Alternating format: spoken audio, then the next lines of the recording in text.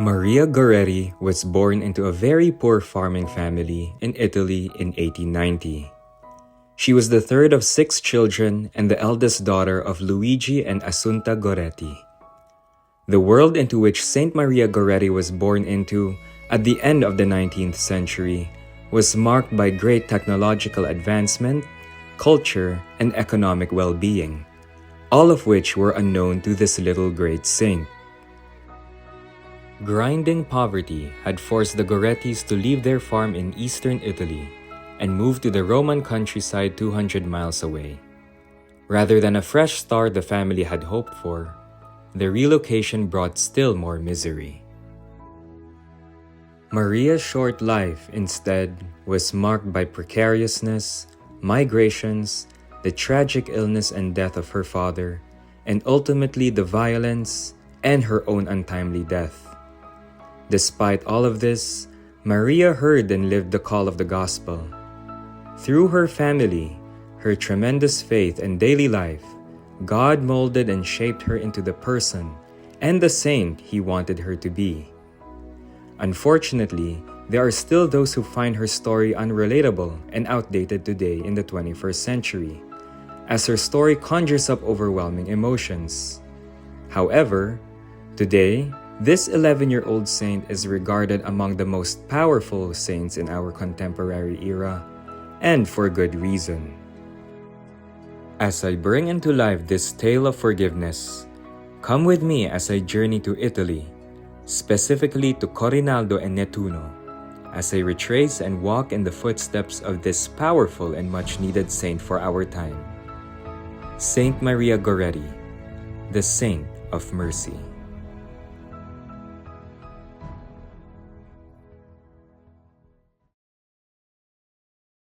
There is an old saying that one cannot fully know someone else without having visited the places they lived and grew up. This is also very true for our saints. The saints led human lives and weren't formed in a vacuum.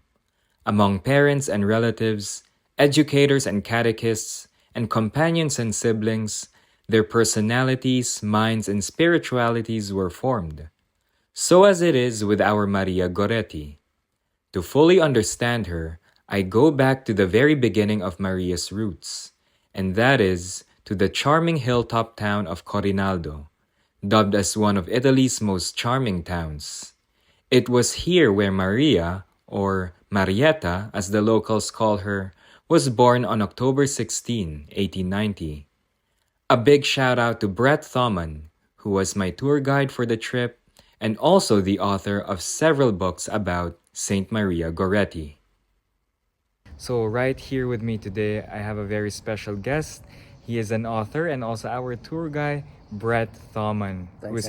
He is an expert actually of Saint Maria Goretti, and we are currently here in Corinaldo, the place of Saint Maria Goretti's birthplace. So yes, please Brett, could you please explain the background history of Saint Maria Goretti, her family and the times of Italy when she was born. So I also have a book on Maria Goretti, which you can get on Amazon, and I also have a book on Alessandro Serenelli, who's right back here. There's a picture of him next to Asunta. That's Maria's mother, and that's Alessandro. I think I might have pointed backwards. The man here is Alessandro, the woman is Asunta, and he, in this famous scene, she forgave him. So we're in Corinaldo. This is where Maria Goretti was born, and her father, Luigi Goretti, was from here. Her mother, the wife, was Asunta, that was pictured behind us. She was from a city nearby here called Senegalia. And she was born in an orphanage, really. Her parents kind of abandoned her to a convent. They put her in this wheel. They called it La Ruota. And back then, in those days, the mid-1800s, it wasn't that uncommon to abandon unwanted babies in that way. And they would just put it in the wheel, turn it around, and the nuns behind the monastery would take the baby in. So that was her mother. She met Luigi. It might have been an arranged marriage. And they moved here and began their married life together. Father Jason Laguerta, a priest from the Philippines and a devotee of Saint Maria Goretti, has offered his insights to the background of Maria and her family. Pope Leo XIII. Pope Leo XIII, the inspiration of our present Pope, Pope Leo XIV. He wrote an encyclical in 1891, the year that, a year after Maria Goretti was born, on rerum novarum, or on the condition of labor, the condition of poverty, and all that. Wow. So, in other words, Maria Goretti was living in a time when there was so much poverty all around the world. And there was the condition also of the workers that were not being paid. And Maria Goretti and her family were exactly the family that Pope Leo XIII was referring to in his encyclical Rerum Novarum. And we know that Pope Leo XIV took that inspiration. That's why he also wants to name himself Leo, because he finds inspiration from the works of Leo XIII. As the birthplace of Saint Maria Goretti, Corinaldo, no surprisingly, has a special bond with the saint. At the roundabout in the entrance at the lower part of town, there is a large sculpted sign that says, "Welcome to the birth city of Saint Maria Goretti." As you drive up into the old town, there are more road signs, images, and even establishments bearing the name of Corinaldo's most famous citizen. The local people have claimed Maria as their own, and the charm of Corinaldo, its cobblestone streets and bell towers, are all places little Maria would have seen with her own eyes as she walked these roads during her day. After Maria's birth on October 16, 1890, she was baptized the following day at the Church of St. Francis, where her baptismal font is still preserved.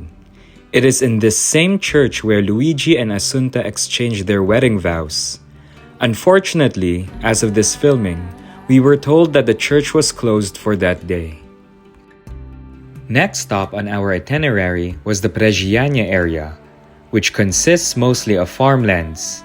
And it is here where people can find the Casa Natale di Maria Goretti, or the birthhouse of Maria. Along the way, one can imagine Maria and her family walking these unpaved roads going to Mass each Sunday, and to the marketplaces in downtown Corinaldo. As we arrived in Maria's birthhouse, there is an air of reverence that greets you, as the place is surrounded by a holy silence, moving one to reflect on the simple and humble life of this young girl and her family.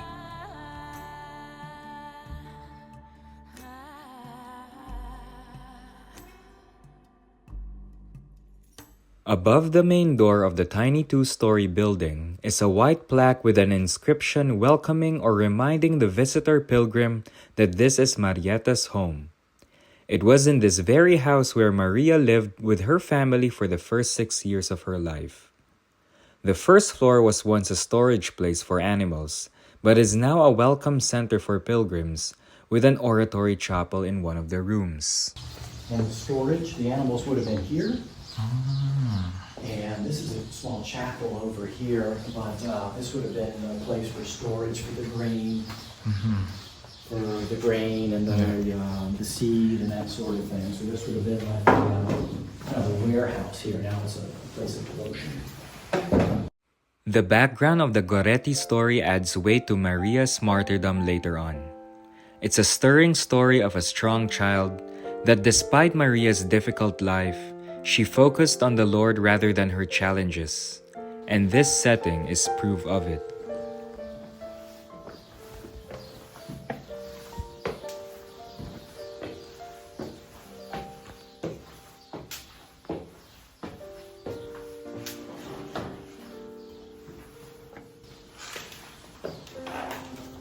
So this is the kitchen, and there's the hearth. Right, so the way they cooked back then is you made a fire, you put a pot over the fire, whatever you had, you put into the water, and you boiled up whatever you had. So there would have been a much larger table here, and there would have been some chairs around, so this is where the family would get together, the common area in the evenings, where they would pray, where they would talk and share stories in the evening, right? There's no electricity, there's no running water, so there's no bathroom either. They used outhouses, they used these bedpans to do their business. and they threw it here. In the countryside, they would throw it outside. So there's electricity now, there wasn't then. So you have a very primitive, very simple home, but this was what country houses looked like. This was a 2-bedroom house. You have the bedroom here and here. And I'm unclear if Luigi lived here with his brother, because he lived here with Asunta. They were married. This was their bedroom, and the children slept in here. This was the room where Maria was born. The other one, the other bedroom, it might have been Luigi's brother. So I'm not clear if they were living together with the other family or not. Life was difficult for many Italians during the 19th and early 20th centuries. For peasants, daily life included back-breaking farm work and precariousness. When Maria was only 6 years old, farm work in Corinaldo became intolerable and change was required. The Gorettis would become one of 3 Italian families forced to emigrate across the country. Luigi was a farmer. He was a sharecropper, and in those days, the Italian word is mezzadria. So it's an arrangement whereby a landlord owns a portion of land, usually a lot of land, and then they would allot out parts of it to these sharecroppers who would have a share of it, and then they would have to give a portion, a percentage of what they raised and grew to the landlord. So in some cases it was as high as 50%. Usually 50% if the landlord provided all the materials, all the tools and the seed for that crop. They would have to give 50% back, sometimes 30%. If you had all your own tools and your own seed and took care of everything yourself and pretty autonomous. And then whatever you had left over, they would sell. That's what they lived on. So this was in Italy in the late 1800s, early 1900s. Just after the unification of Italy, but before World War II. So Italy was a kingdom at the time. We had a monarch, but it was still sort of a democratic constitutional monarchy, let's call it. Nobility had 3 votes. Normal people had 1 vote. Women had no votes. So it was definitely a political system that favored the rich and the wealthy and the landed people still. So they had, this was before the social services, the social welfare government started, which came about in Italy after World War II. So there were no pensions. There were no really workers' rights. There were no, let's say, unemployment stipends or something. So if you lost everything, you were really destitute. And so you really had to rely on family members or the charity of the church, if you could find a church that could support you, or just the charity of random people. From what I know of her, again, not from the books or from sources, but from my own experience, Maria Goretti was a young girl who suffered so much because of poverty, because of the condition of her family. They did not have their own house. They had to share the house with another family, and having to take care of other siblings. So she's a typical poor family in Italy at that time, in the turn of the century, the turn of the 20th century. Her life story really was one of humble beginnings and suffering and poverty. So when the land was bad and didn't produce much, these sharecroppers really had nothing, because they didn't even get to keep their 50% or their 30 or 70% because there wasn't any yield. So they had to migrate frequently. And a lot of migrants, this is the time in Italy where a lot of Italians came over to the Americas. For the Italians in late 1800s, early 1900s, the Americas was one big giant continent. So when you said, I'm going to America, that meant you could go to Chicago, Boston, and New York, or maybe you were going to Montreal or Toronto. We call that North America. Or maybe you're going to Uruguay or Argentina or something. From this region, they went to those places. They also went to the areas around Rome, because we're on the Adriatic side of Italy, and this was part of the Papal States, and there was a real close connection between this area and the papacy. So a lot of them go to Rome, or some went up to northern Italy and Germany and Switzerland and worked in the factories. So they had a bad year one year. Maria was already born. She was a little girl. She had an older brother, and she had, I believe, one younger sister. So I believe there were 3 of them. As mentioned earlier, Maria came from a large family. Luigi and Asunta's firstborn, Antonio, had died in infancy. The next to come was Angelo, followed by Maria. Maria had 4 younger siblings, Mariano, Alessandro, Ercilia, and Teresa. So I believe she was about 5 or 6. So in the mid 1890s, the family decided to leave. So they left here and they went with her siblings. I believe she had 2 at the time, mother, father, and her father's brother and his wife. So an uncle and an aunt.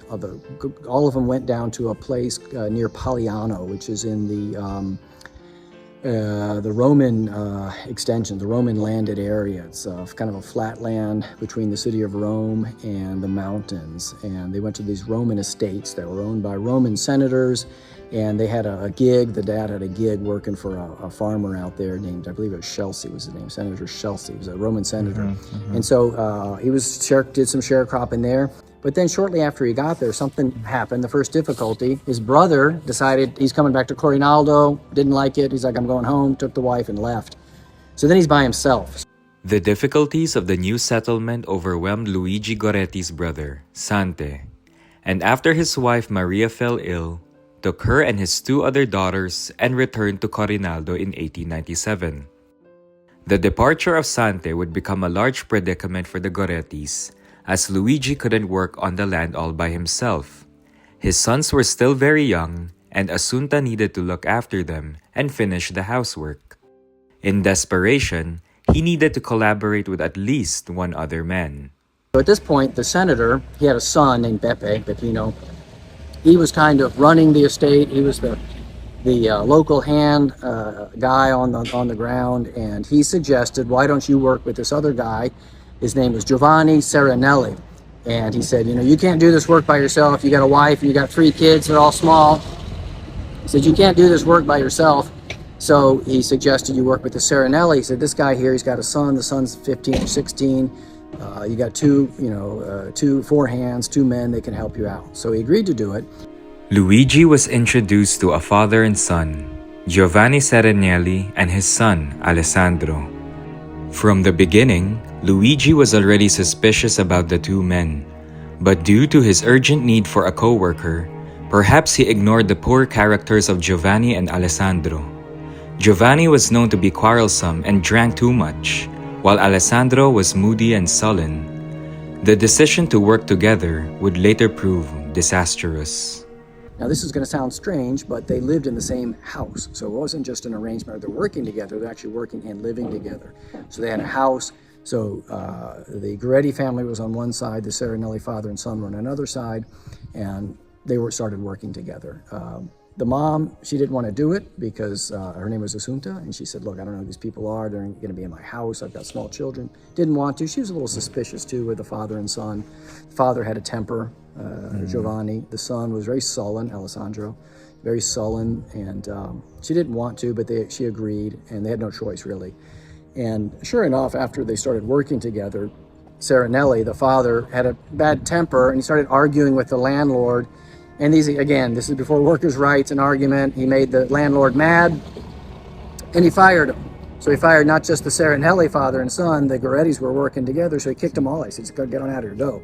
So now they got nowhere to go. So one of the 2, I think it was Serenelli, knew somebody who worked in this area called the Pontine swamps. This was a low, below sea level area of terrain south of Rome, and it was swampy because it was below sea level, and there was no drainage for these swamps, and so there was a lot of malaria because there was a lot of mosquitoes. So people didn't really go in there very willingly. The desperate went, and so they had no choice. They went in there. After the Gorettis and the Serenellis were evicted from Pagliano, they were once again forced to emigrate further into the Roman countryside and further from their homeland. They found work as sharecroppers in an area known as the Pontine marshes, in a place called Le Ferriere di Conca, not far from Nettuno. At the time, nobody in their right mind wanted to find themselves within the Pontine marshes because it was infamous for crime. Its elevation below sea level rendered it swampy and damp, and as a result, making it a haven for mosquitoes carrying malaria. Being peasants, unfortunately, the Gorettis and Serenellis had no choice but to embrace their reality and set down their suitcases in their new home. Father Edwin Gallia, parish priest of St. Maria Goretti Church in Scarborough, Toronto, also shares his insights on the little saint. In many ways, her life was not that different from many, many young people today. She grew up in a family that struggled, that tried to make ends meet, that they cared for each other, but they had to take care of themselves, and they did the best given the circumstances. Where we all deal with cards we're dealt with in life, and they did that nobly and with purpose.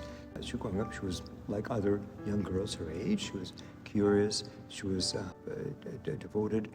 Young girl, she was devoted to her family, took care of her younger siblings, and in many ways she modeled what an authentic life would be to modern Christian youth.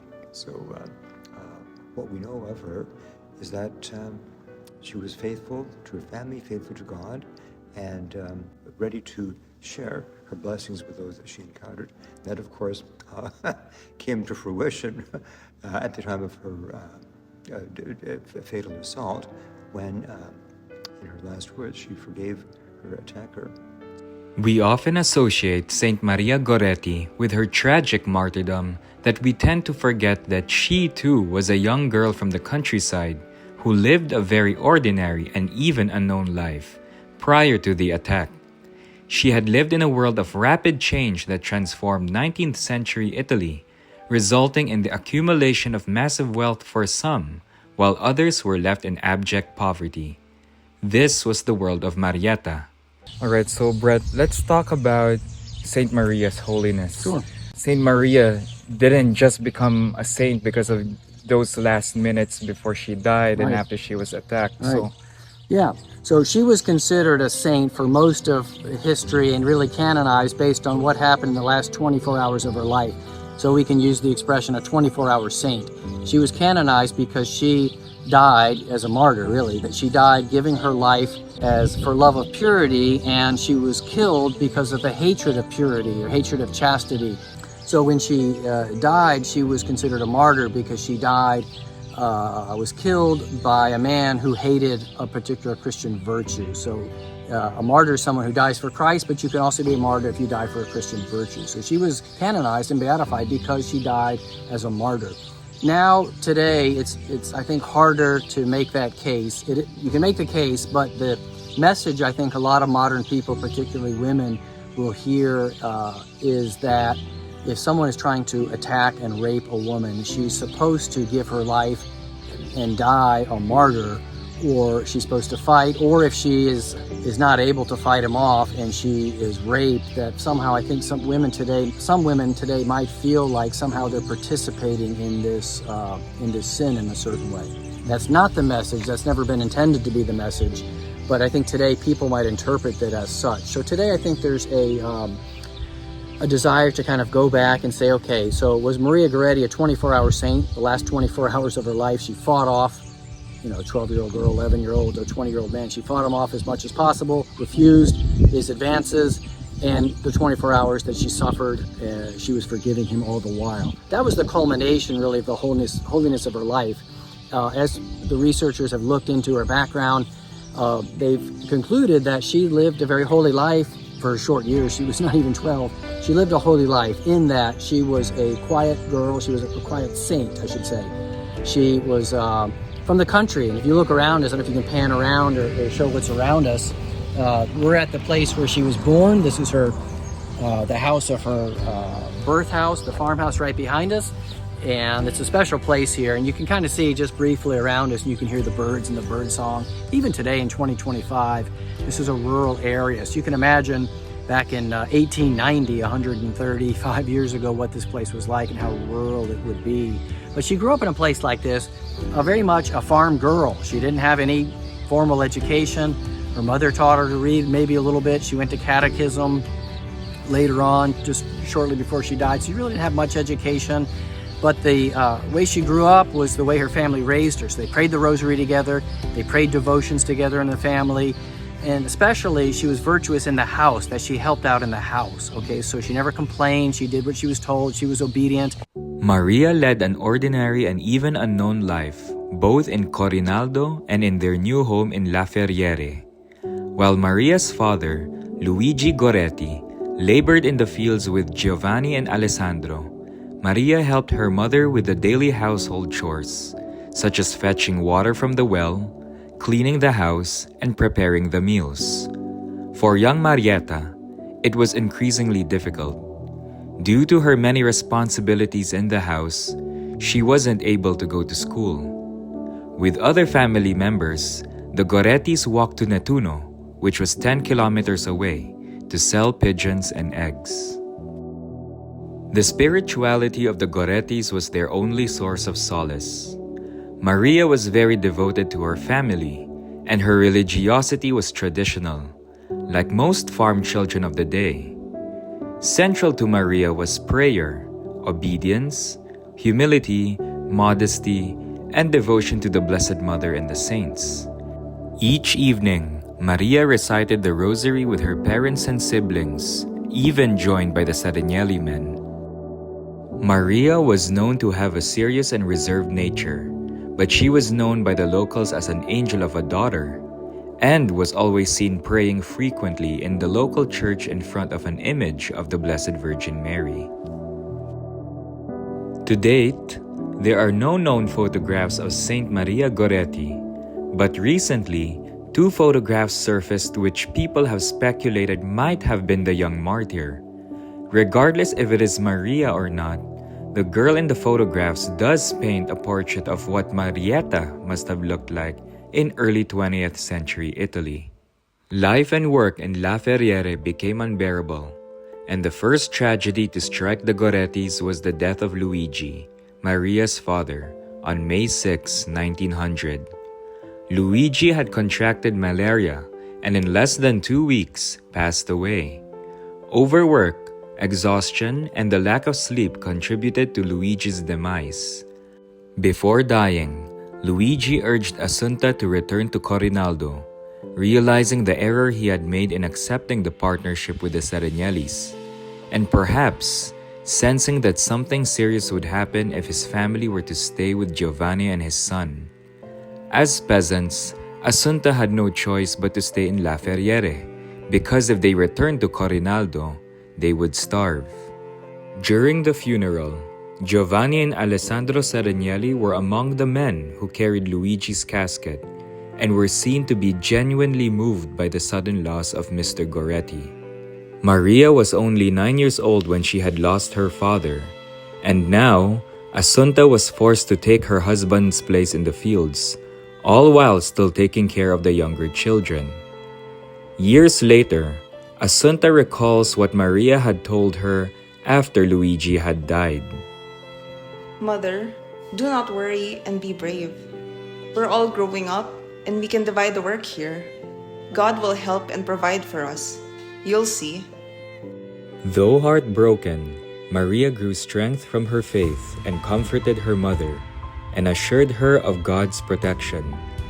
As the eldest Goretti girl, Maria offered and agreed to take her mother's household duties. Being very close to her father, Maria would frequently go to the cemetery and kneel by the gates, praying for Luigi's soul.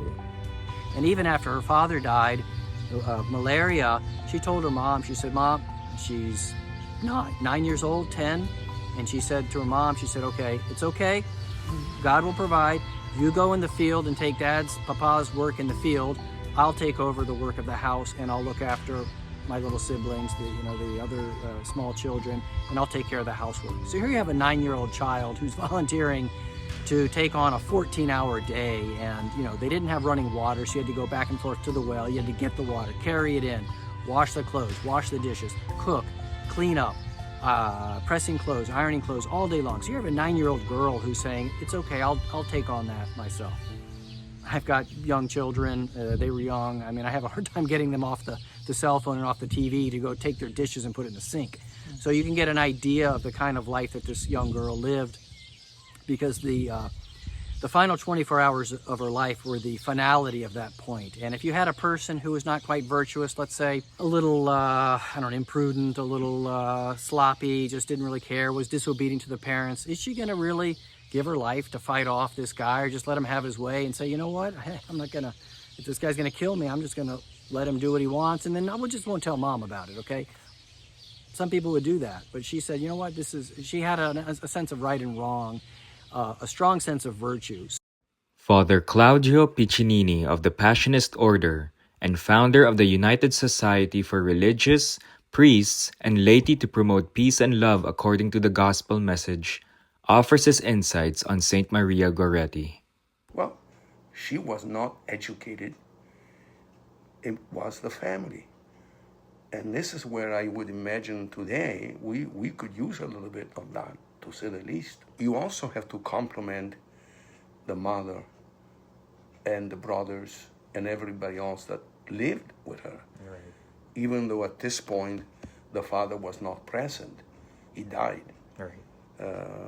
But the family helped her to understand what was good and what was not so good, what was right and what was absolutely wrong.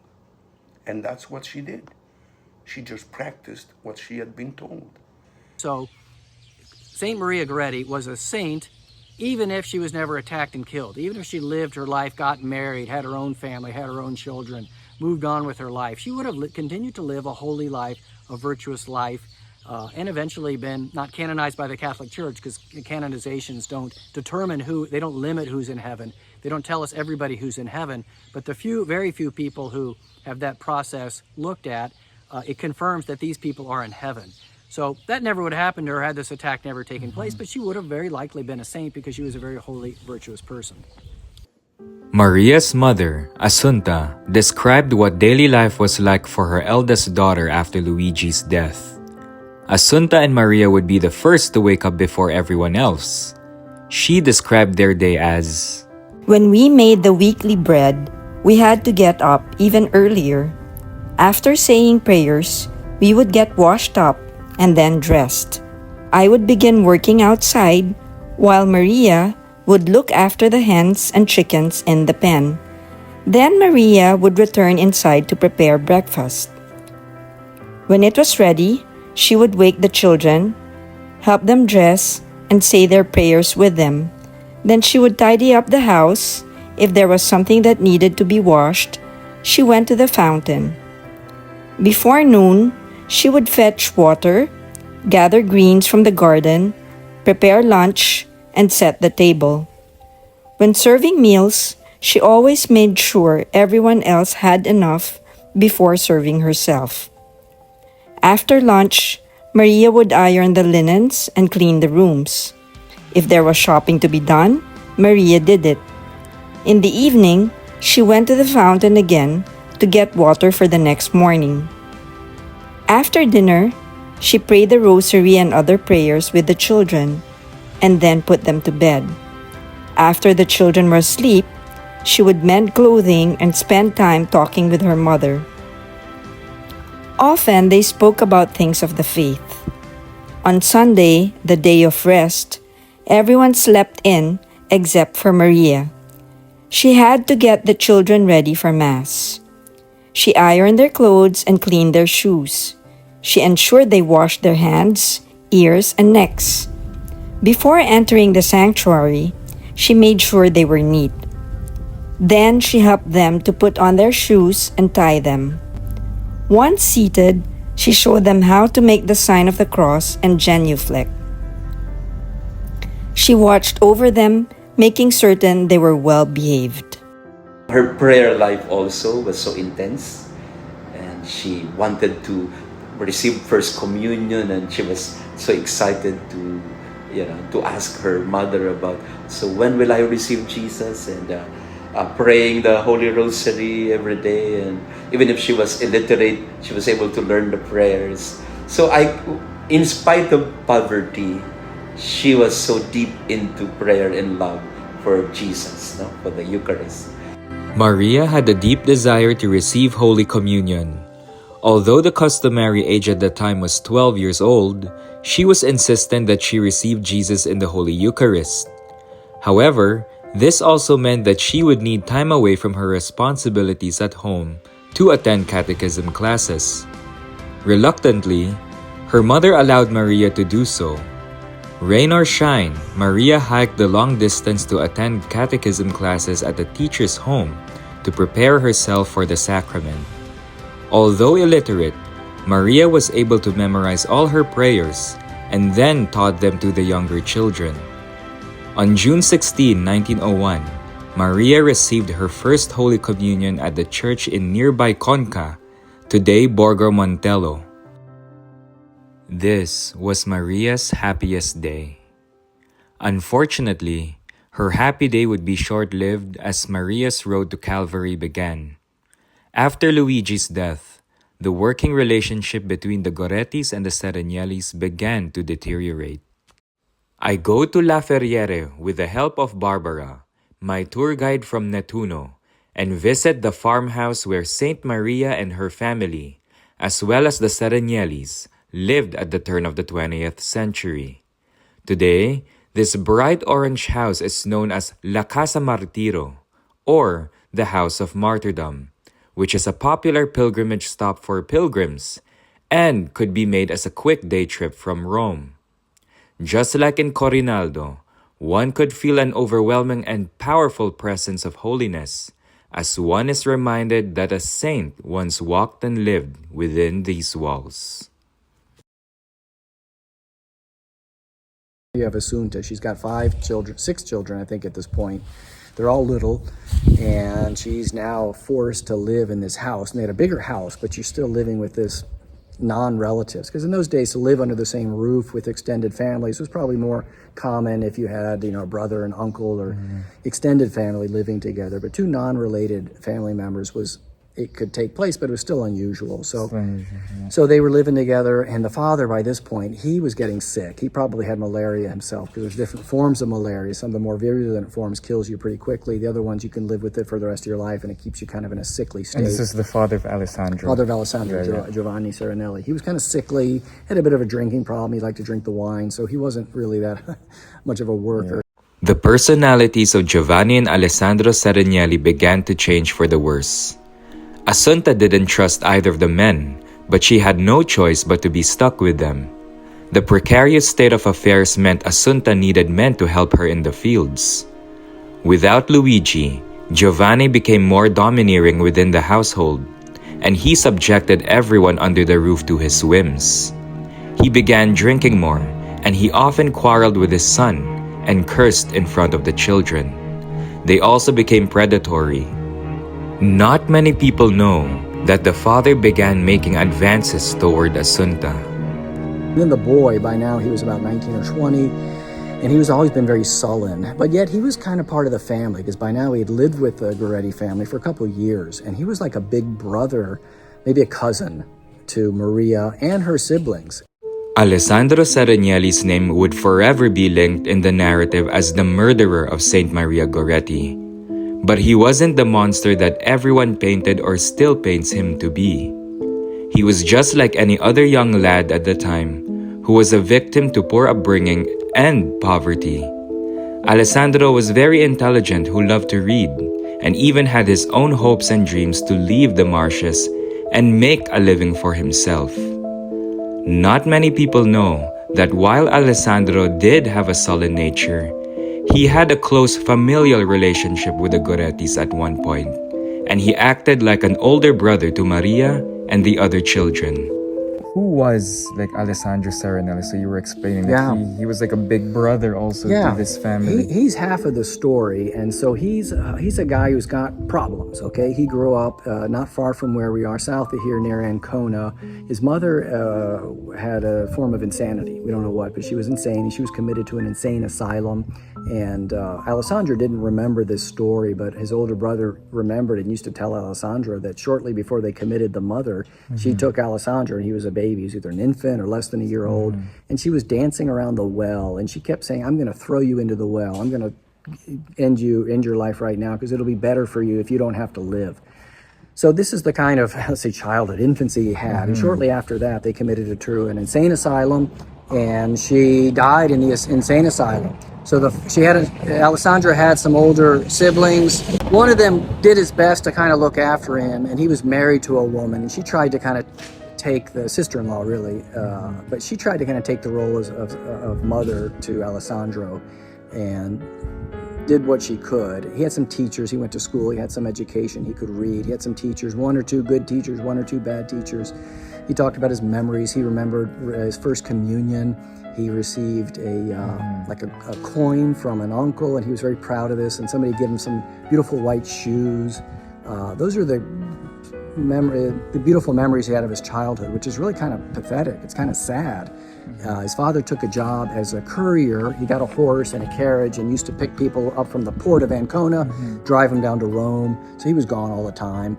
He took a job with an older, Alessandro took a job with an older brother working at the port. So he was probably 14 or 15, an adolescent, surrounded by these fishermen, these unsavory characters who are going out at sea. They're cussing, they're smoking, they're doing all kinds of things, talking about inappropriate things. And these are boys who are working there. Because, again, we're in the era before there were any laws protecting workers' rights, protecting minors and the kind of conditions they can work under.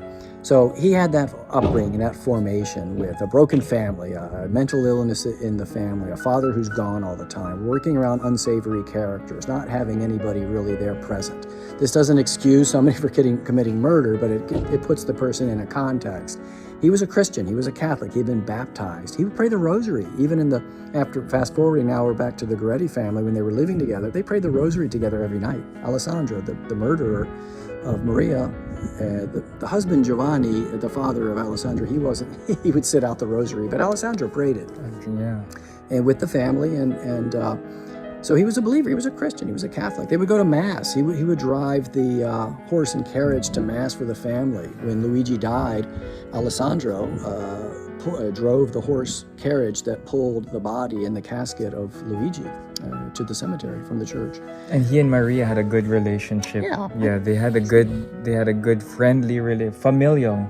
He was like an older cousin, probably. Older cousin, to her. yeah. He wasn't blood, but from the time she was a girl, I mean, he'd been in the house for a number of years. Between Nettuno, the swamps, they were there for 3 years, and they were in the other house for about 2 years. So from the time she was about 6 to 11, 5 or 6 years, he was a part of their family. So, when we're 4, 5, 6 years old, we don't have that many memories. So really her earliest memories were this older boy being in the house. At one point, he wanted to be like a cowboy, because that was another role that the cowboys would...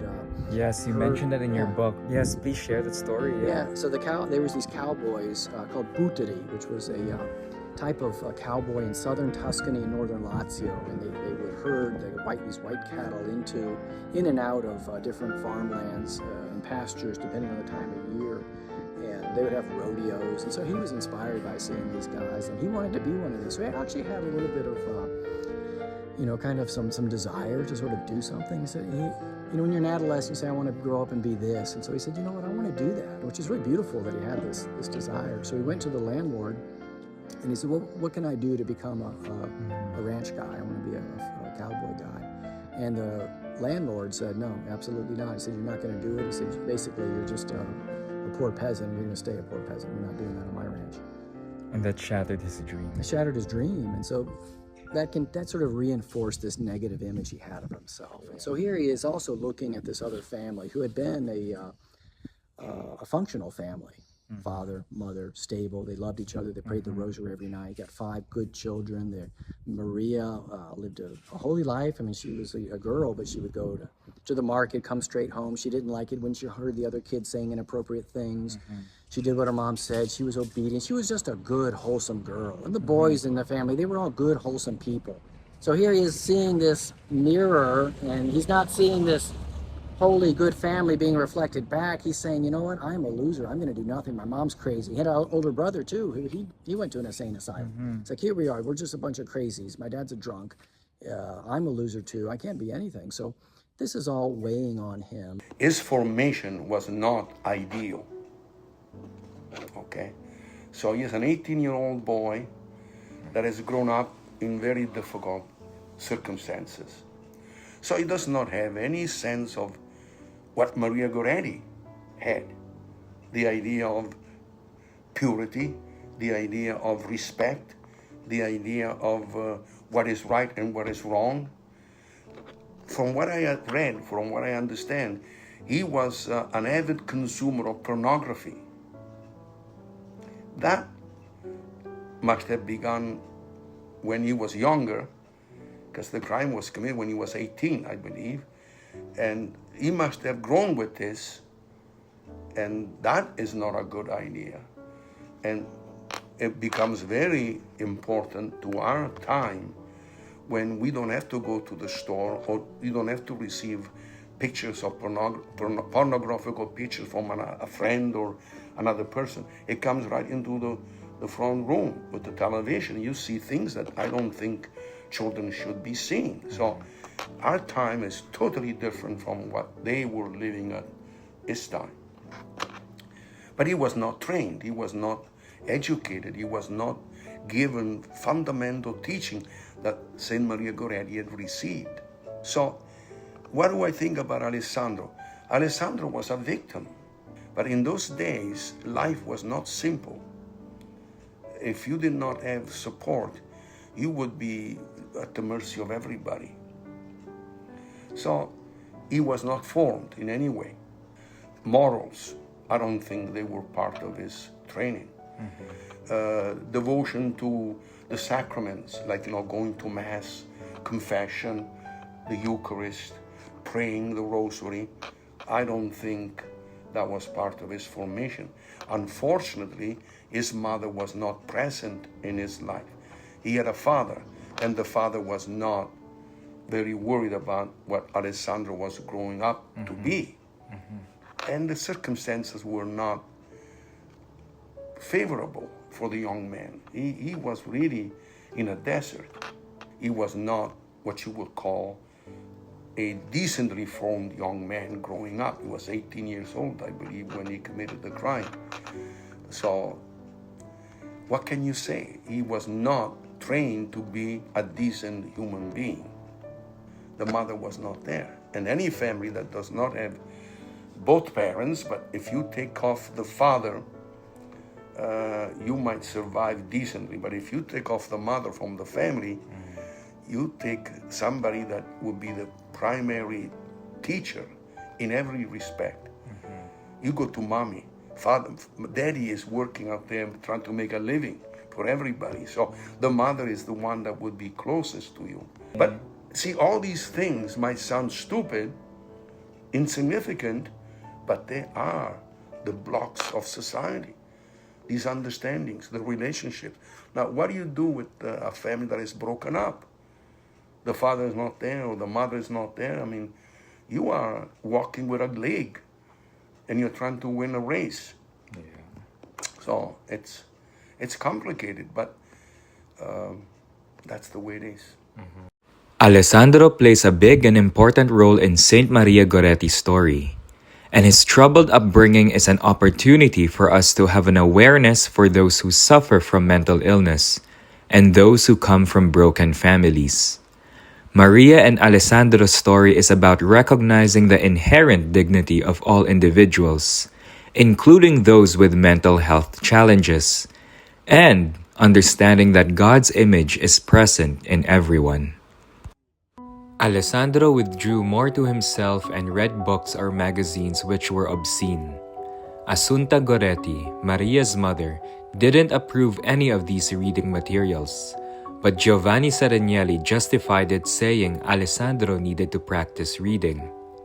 After Luigi's death, Alessandro began looking at Maria with different eyes. Previously, he considered Maria like a cousin or a sister.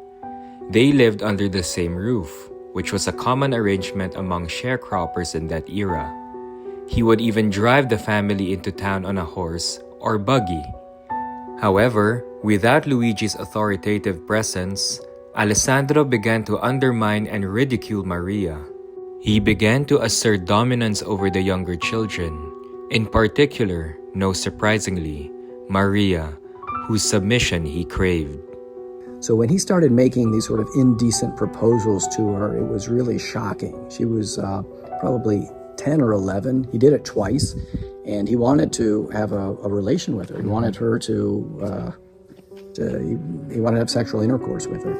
And she said no, she refused. The first time they were out in the field, she ran off. The second time they were in a bedroom, and she somehow flipped over, ran out of the bedroom. And next time he told her, he said, look, if you don't let me do this, I will kill you. So the question is, why didn't she tell her mom? Because they didn't have many choices. Why didn't the mom leave? Because now she's living in a household with this older man. He's a widower. She's a widow now. And the father of Alessandro was making indecent proposals to the mother, Asunta. So she's got her 5, children. The oldest one was 14. The youngest one was 2. Living with this older, sickly man who's not of good moral character. And the boy who's sullen. He's introverted. He would go back into his room, shut the door all the time. He would read.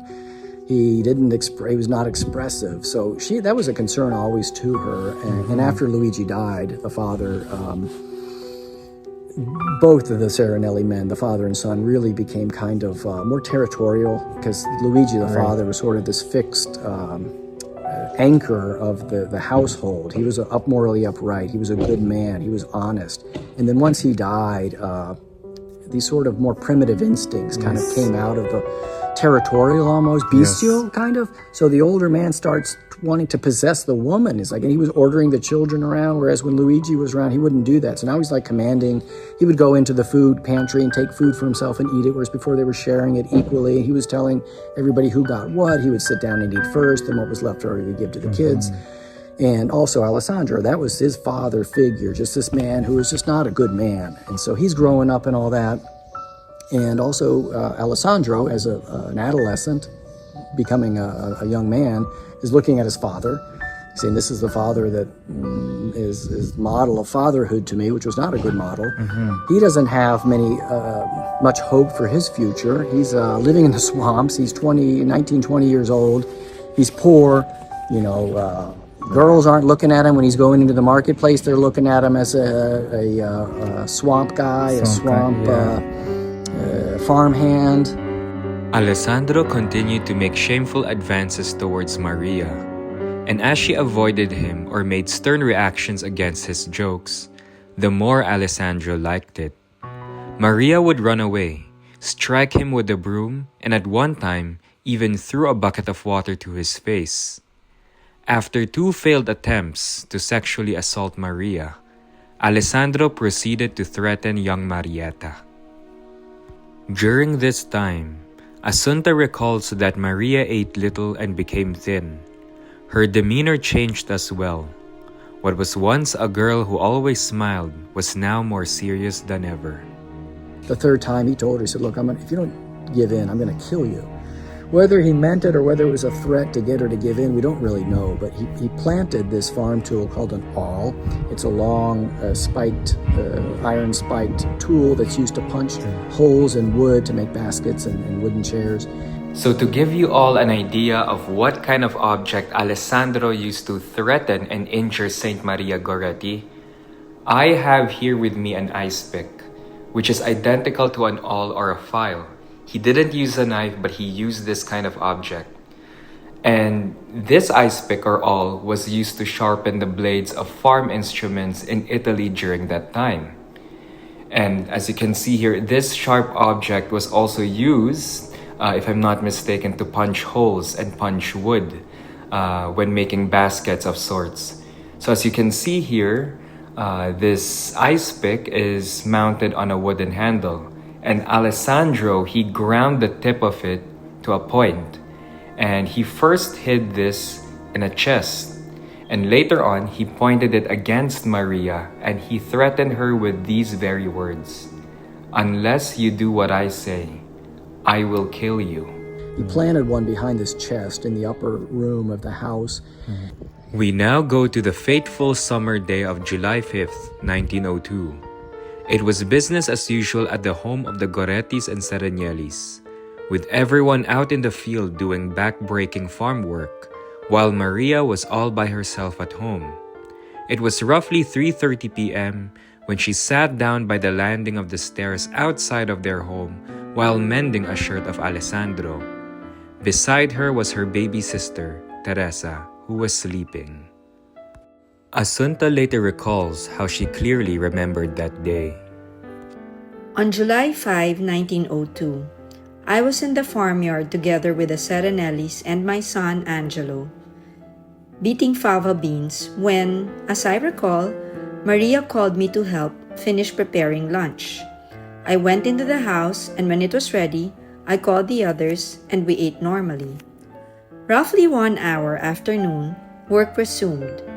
The elder Serenelli told his son and my Angelo to go and attach the oxen to resume the work which, he noticed, would be better since the midday sun, in the meantime, had dried the beans more.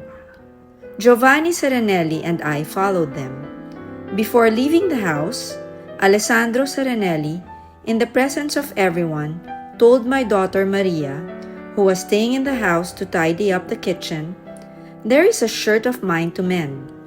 In a low voice, she asked where it was, and he added, "It's on my bed and there are also the patches."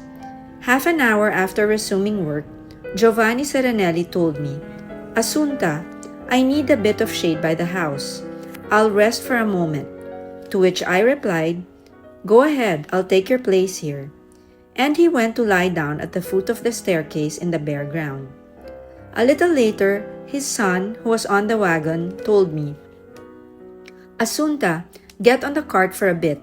I need to go inside for my business." And without thinking he was up to something, as he spoke to me so naturally, I replied that he could go, and I climbed on the cart.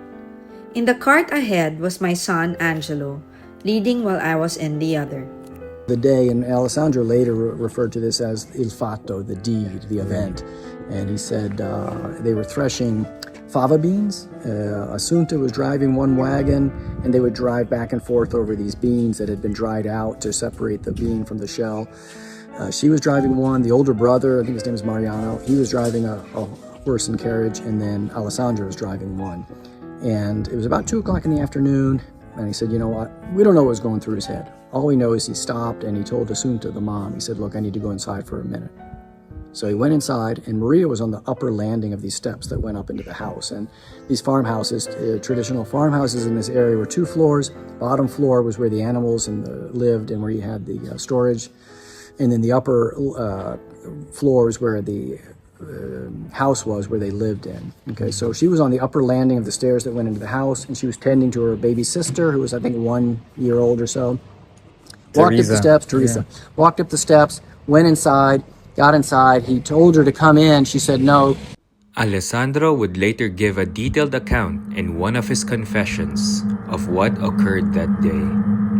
I took a sharp awl, one that Luigi Goretti had brought from the marshes to make brooms. I laid it on the external right corner of the cover of a chest, just inside the kitchen to the right. I then asked Maria to come inside. She didn't answer or move, so I grabbed her somewhat brutally by the arm, and while she resisted, I dragged her into the kitchen, which was the first room one enters.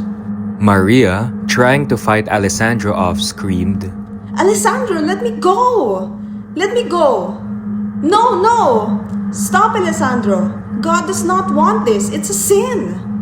You will go to hell, Alessandro!" I closed the door with a horizontal latch applied inside. She immediately understood that I wanted to repeat the attack as the previous 2 times, and she told me, "No, no! It's a sin! God does not want this! If you do this, you will go to hell! What are you doing, Alessandro? You will go to hell!" Seeing that she absolutely did not want to give in to my brutal cravings, I went on a rampage.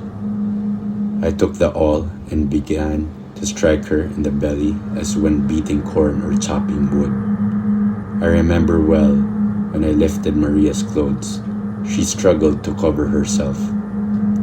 While I struck her, not only was she squirming to defend herself, she was repeatedly invoking her mother's name and shouting, "God! God!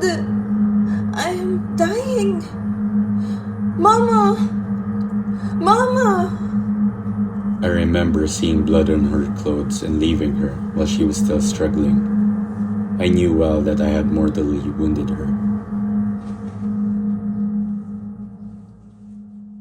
Reached out, grabbed her by the arm, pulled her in, and he said, "Look, if you don't let me do this to you, I'm going to kill you." she was fighting, squirming, resisting, and he just kind of went into a rage, and he reached over, grabbed the awl, and stabbed her 14 times. And he stabbed her so hard, it went right through her body and hit the floor, the tile floor on the other side, my and goodness. bent the awl. The tip was bent. And later he said, I stabbed her as if I were threshing corn. I stabbed her so hard, violently, as if I do when I was threshing corn.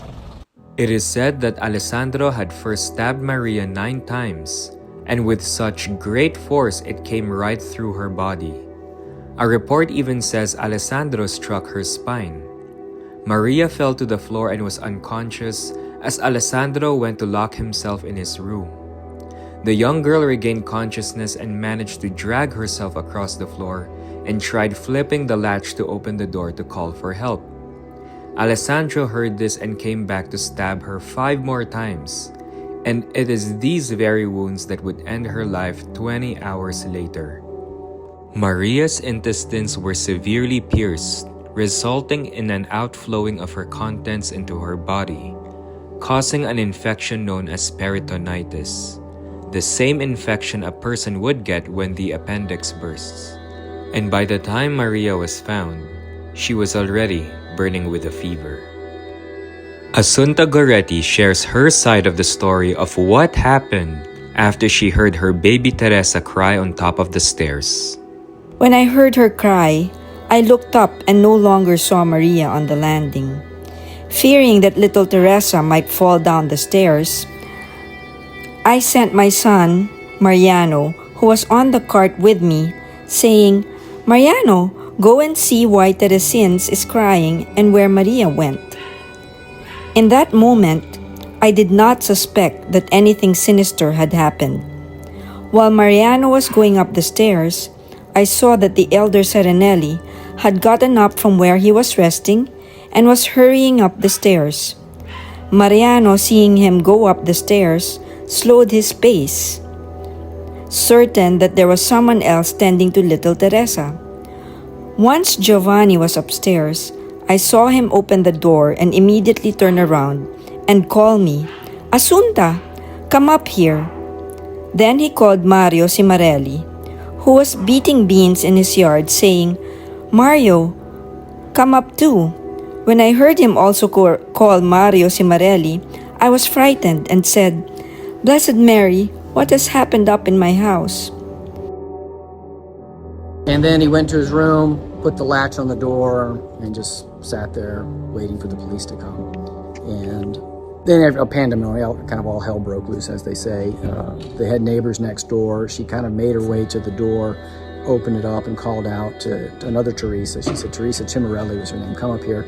She ran up the steps. Then she started screaming. Then the mother was not far away. She saw the scream. She said, what is going on in my house? She ran up the steps. She said she suspected immediately that Alessandro tried to rape her. I followed Maria, who was being carried into the bedroom. I immediately suspected my baby had been raped by Alessandro, who was not there. I lifted up her clothes to check if such a thing had taken place. Instead, I saw that she had been butchered in the abdomen and her insides were coming out. I screamed and Mario Cimarelli and the others took me out to the landing on the top of the stairs, where I fainted. She lifted up her dress to sort of look, and she saw instead her innards, her intestines were protruding and coming out of her stomach. So it was really horrific. She fainted. When Asunta regained consciousness, she remained by Maria's side and asked who did this to her. With a weak voice, Maria replied, It was Alessandro, Mama, because he wanted to commit an awful sin, and I would not. And then the doctor was called. The landlord, Mazzolini was his name. He was called. He came on a horse. He had a guard with him. They called the police. So everything's horseback, right? We're in 1902. There are automobiles, but they're in the cities. Everybody's coming on horseback. They sent, it's called the Red Cross, which would be the ambulance. It's a horse-drawn wagon with the Red Cross on it. That took an hour or two for it to get there. Oh my gosh. Yeah. And she's, by the way, she's kind of in and out of consciousness, and she was alive, but her stomach was all just stabbed up. Yeah. It was in the stomach. It didn't hit her heart. It hit all of her intestines and some of the other organs, but not the heart. So then they brought her to the hospital in Nettuno, which is another 30-minute wagon ride away. And then the police came and they took Alessandro, and they had 2 horses, and they chained him. I guess somehow they chained him between the middle, and he had to walk back to the city of Nettuno where the police were. So he got taken off. By the time Maria was taken to the hospital in Nettuno, the fever, combined with the loss of blood she had sustained, put her in a state of dehydration. Maria was so thirsty that she kept begging the doctors to give her water. But as the doctors were trying to save her, they wouldn't give her any, because whatever she would swallow would come out of her perforated intestines and would induce peritonitis. The ambulance comes, they take Maria to the hospital in Nettuno. It's a seaside city, and they tried to operate on her, but they couldn't use anesthesia because her wounds were so bad and she was so young. They were afraid that she would die from the anesthesia and being put under. So they operated on her with no anesthesia. They opened her up, looked inside. Her insides were a mess. They kind of put her back together and said, there's nothing we can do. So they called the priest came, she made her confession. And all the while she kept saying, Alessandro, why are you doing this? Why did you do this? She kept saying, you're going to go to hell. She was so concerned for his soul and the state of his soul, and so confused that this young man who had been like an older cousin would do something like this. And she was so pure and innocent. And so she kept saying over and over, why did you do this? So while she's suffering, she's not concerned about what's happening to her, because I think she kind of knew she was dying, especially after the doctor said there's nothing they could do.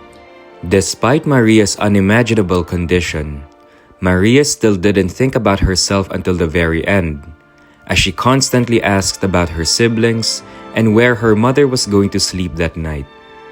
None of Maria's family members slept that evening as they were terrified and worried. The following day, the parish priest heard Maria's confession and told her that Jesus himself had forgiven his murderers on the cross. He then posed the question if Maria had also forgiven Alessandro, to which Maria responded, Yes, I too, for the love of Jesus, forgive Alessandro. And I want him with me in paradise forever. May God forgive him, because I have already forgiven him. Maria received Holy Communion and Viaticum. At 3:45 p.m. on July 6, 1902, Maria passed into eternal life, 20 hours or so after the attack. The cause of death was determined to be internal bleeding and septic peritonitis, or blood poisoning. Maria Goretti was only 11 years old. She made her confession. She told the priest that she forgave him. He actually asked her, he said, do you forgive him? She said, yes, of course I forgive him. And she was worried about the state of his soul. She died about 24 hours after the attack. And then word spread. The townspeople started saying, oh, this little girl was horrifically butchered by this swamp beast, this swamp monster. But yet she forgave him. She was so holy. So immediately they started saying a saint, a martyr has just died. She tried to protect her innocence, and she gave her life because of it. So that was the narrative, like in the hours after her death. Being operated on without anesthesia and all that. So even till the end, there was so much pain in her life and suffering. But her final words were, I want Alessandro to be with me in heaven, to be with me in paradise. So I forgive him. I forgive him. Even if he did this to me, I forgive him. So for me, the life story of Maria Goretti is something that happened in the 1900s or turn of the century, but it's still something happening today when there is so much pain and suffering inflicted by people on other people, and yet there is forgiveness, there is hope. For me, that's Maria Goretti.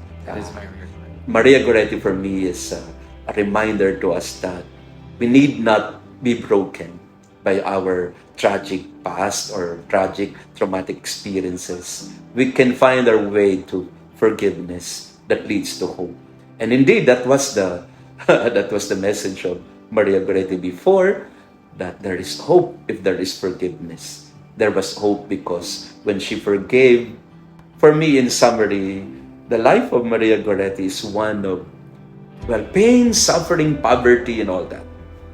But there was also so much love for Jesus. There was also so much joy in the family. There was so much hope in the midst of poverty and suffering. And yes, because of her deep prayer life, even if she was very young, imagine you're 11 or 12, and yet your prayer life is so deep that you are able to forgive somebody who kills you. That is something that is not ordinary. It's not ordinary. And are not ordinary. So we take our inspiration from her, even if she lived in Italy in the 1900s, but here in the Philippines, she's very much well loved in our, at least in our parish of Santa Maria Goretti here in Manila.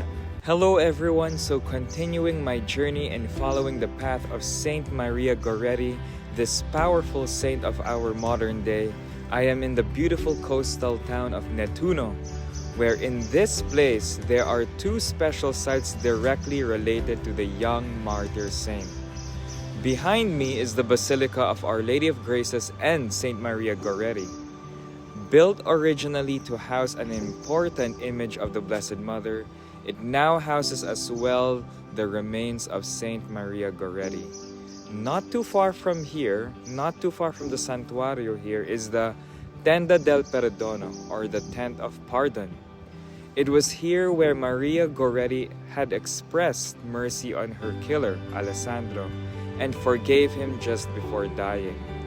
The room where she died has now been converted into a chapel. Not many people know that in Nettuno, there is the Church of Santa Barbara, where the funeral of Saint Maria Goretti was held on July 8, 1902. By then, news had spread of the heroic young girl who had fought to protect her virginity, and hundreds of people turned out to pay homage to her. Asunta Goretti, Maria's mother, however, wasn't present. With me here is my tour guide, Barbara. Hello. Hello, hi. Hello. Hello. And she will be my tour guide in tracing the footsteps of one of the most powerful saints in modern times, Saint Maria Goretti, here in the Nettuno area. So, not many people know about this church, Saint Barbara Yes, Church. Santa Barbara Church, Yeah. yes.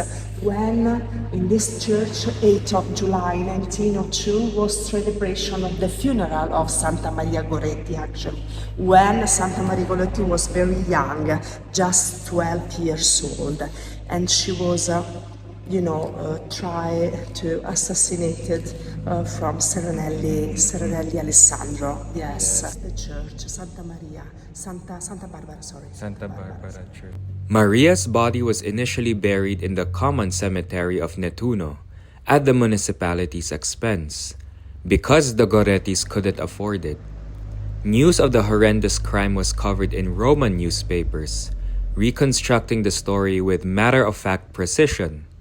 Catholic periodicals of the day also took in the story, however, with the lens of faith. Just 2 years after Maria's death, in 1904, a marble monument dedicated to Maria Goretti was built and later placed inside the shrine of Our Lady of Graces. Not a far walk from the Santa Barbara Church is the Tenda del Perdono, or the Tent of Pardon, which was the hospital room where Saint Maria Goretti forgave Alessandro and passed away in 1902. Today, the hospital room has been converted into an oratory, and personally, out of the many pilgrimage sites I've been to, I can fully attest that upon entering this little sanctuary, one can feel the powerful and overwhelming presence of God's divine mercy.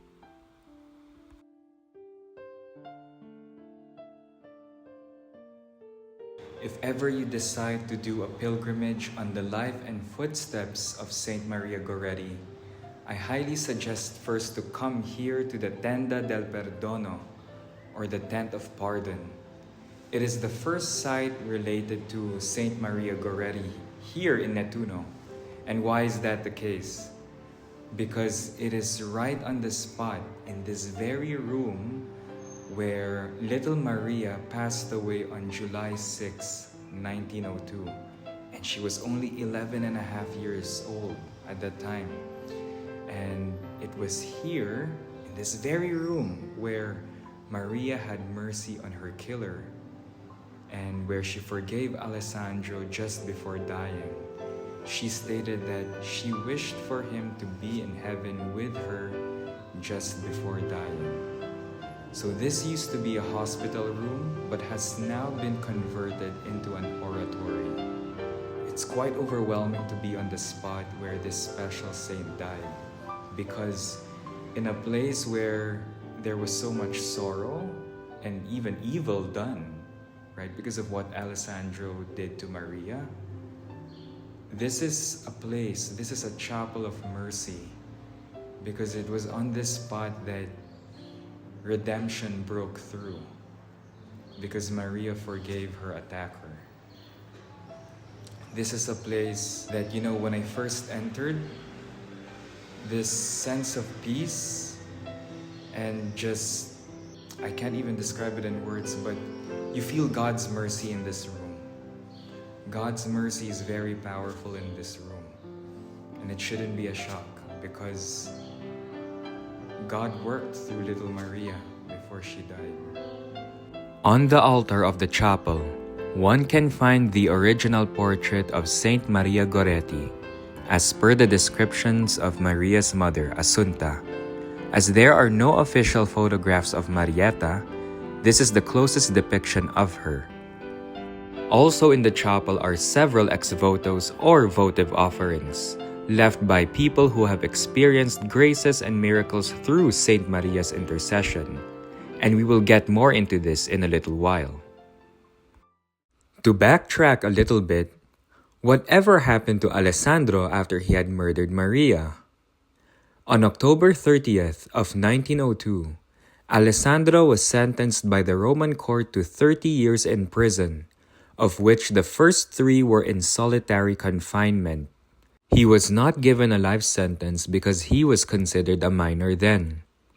During that time, 21 was the legal age of adulthood in Italy, and Alessandro was only 19 and had turned 20 recently. During the initial years, Alessandro was unrepentant and refused to see any priest. Alessandro later relates his inner turmoil. I was in the last year of terrible solitary confinement. I thought I was going to finally go crazy due to so much suffering.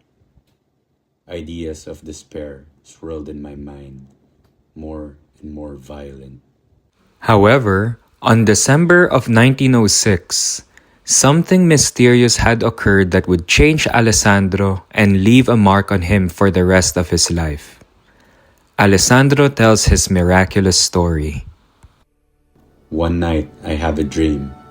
I see myself before a garden, in a square full of white flowers and lilies. I see Marietta descending, beautiful, dressed in white. As she plucks the lilies, she gives them to me and says, Alessandro, take them. And she smiles at me as if an angel. At that smile and kind gesture, without even thinking to kneel and ask forgiveness for the ferocious crime, I garner the courage to accept those lilies, one by one until my arms are full. But soon, I realize that in my arms, those lilies are turning into lights. Marietta smiles at me again and disappears. I wake up with a startle. Now I am saved too, I say to myself, because I am sure that Marietta is praying for me, and she came to see me and to give me her forgiveness. From that day forward, I no longer felt the same horror for my life as before. Alessandro explained that Maria gave him 14 white lilies in total, symbolic of the number of wounds he inflicted on Maria. The dreamlike vision left a lasting effect on Alessandro, who immediately requested for a priest and asked to confess. Thus began his dramatic conversion. To kind of sum up what happened after the murder, or the deed, il fatto, as Alessandro referred to it, he was sentenced to 30 years in prison. He was 20 years old. Had he been 21, he would have been given a life sentence with no chance of parole. The Italian word is ergastolo. That's the worst, most harsh punishment that can be given. In 1902, it was that way, and today it's still the same. We don't have capital punishment.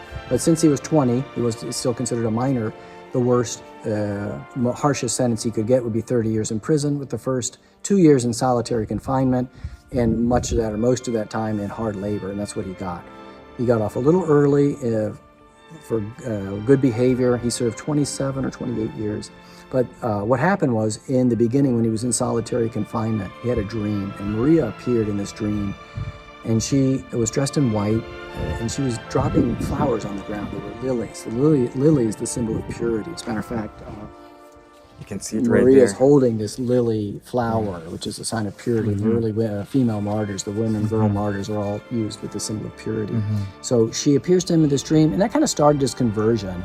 And he also had some good accompaniment, because there was a chaplain who used to come. He went to confession, he started talking to this chaplain. As for Maria's mother and siblings, life without Maria became difficult for the Gorettis. The absence of Maria moves one to reflect that each person leaves an indelible mark on many people, whether we realize it or not.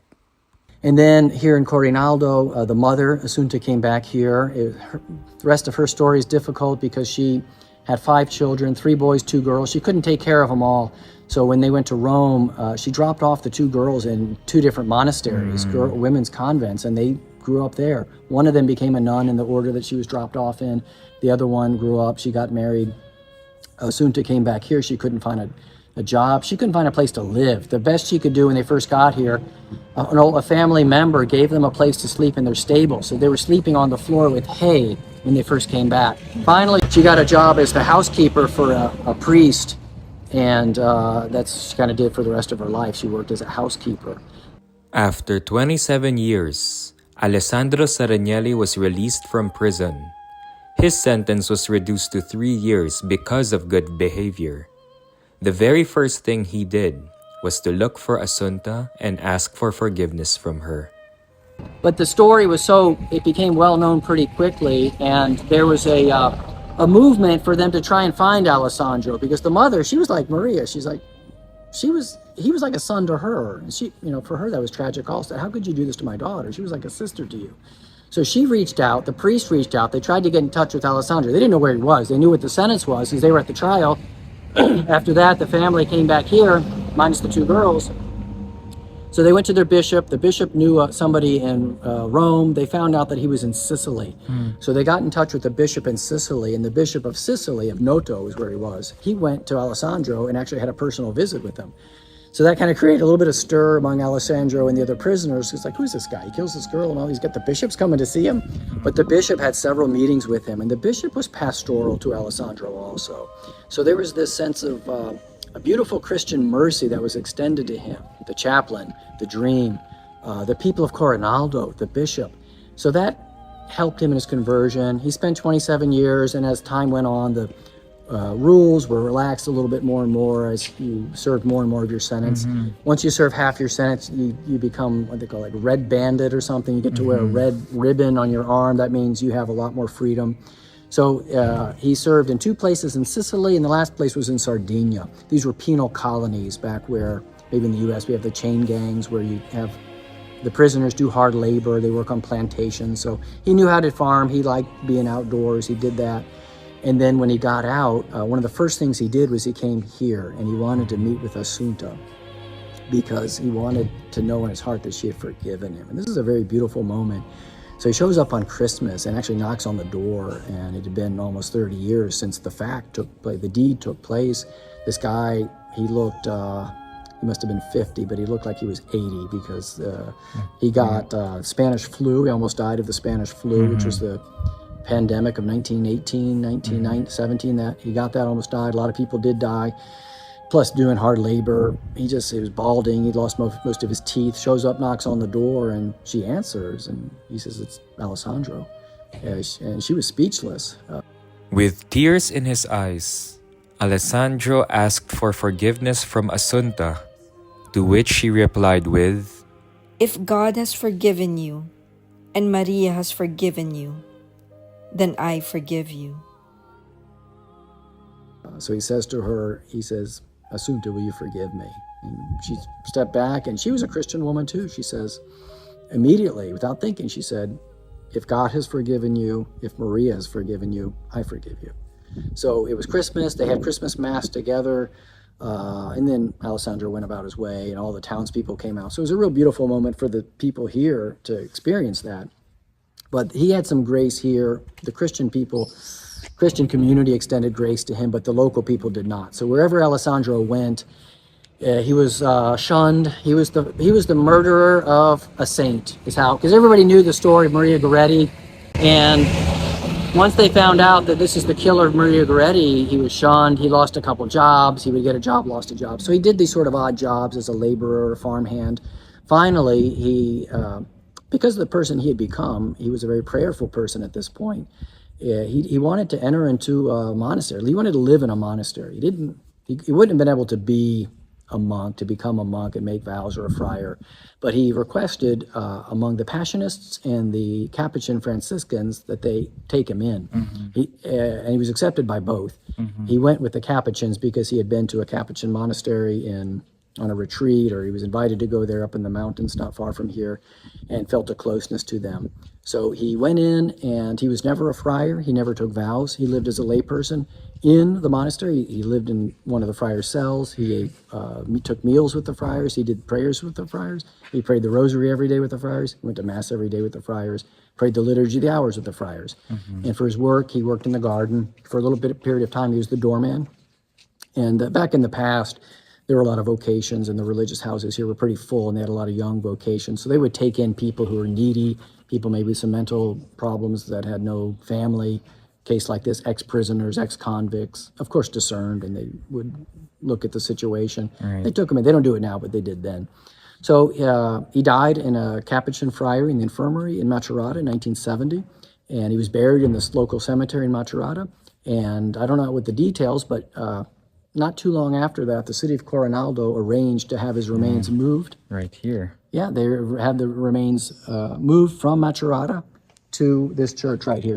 Immediately after the death of Maria, many people have begun to hail her as a saint, a new modern-day virgin martyr in the line of the ancient Roman martyrs such as Saint Agnes, Saint Cecilia, and Saint Lucy.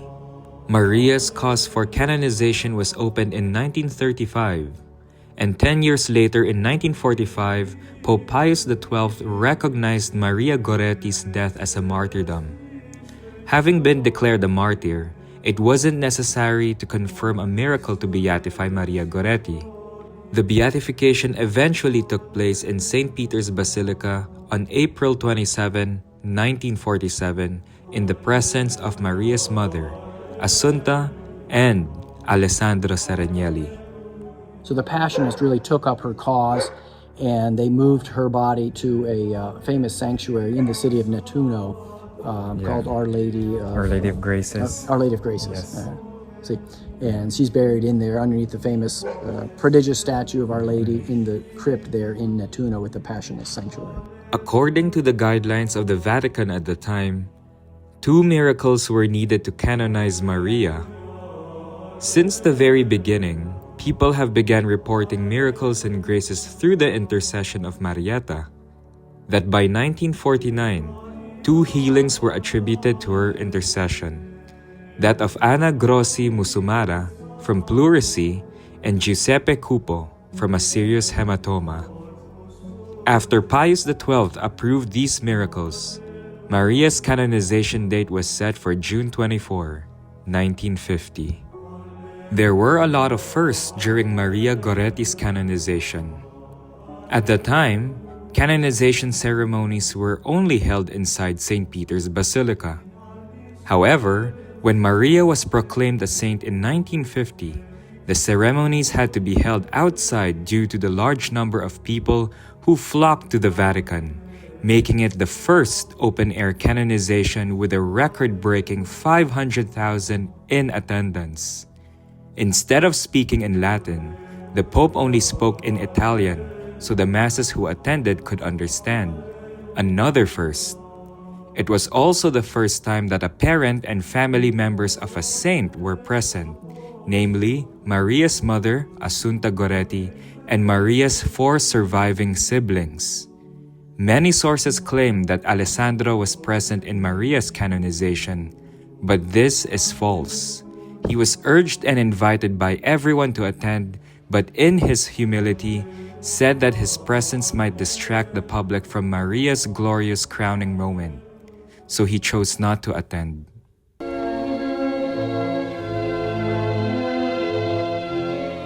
As nearly 500,000 watch, Pope Pius XII proceeds to hold the first open-air canonization in the history of St. Peter's. 48 years ago, 11-year-old Maria Goretti was stabbed to death defending her virtue. Today, her church gives her its supreme honor.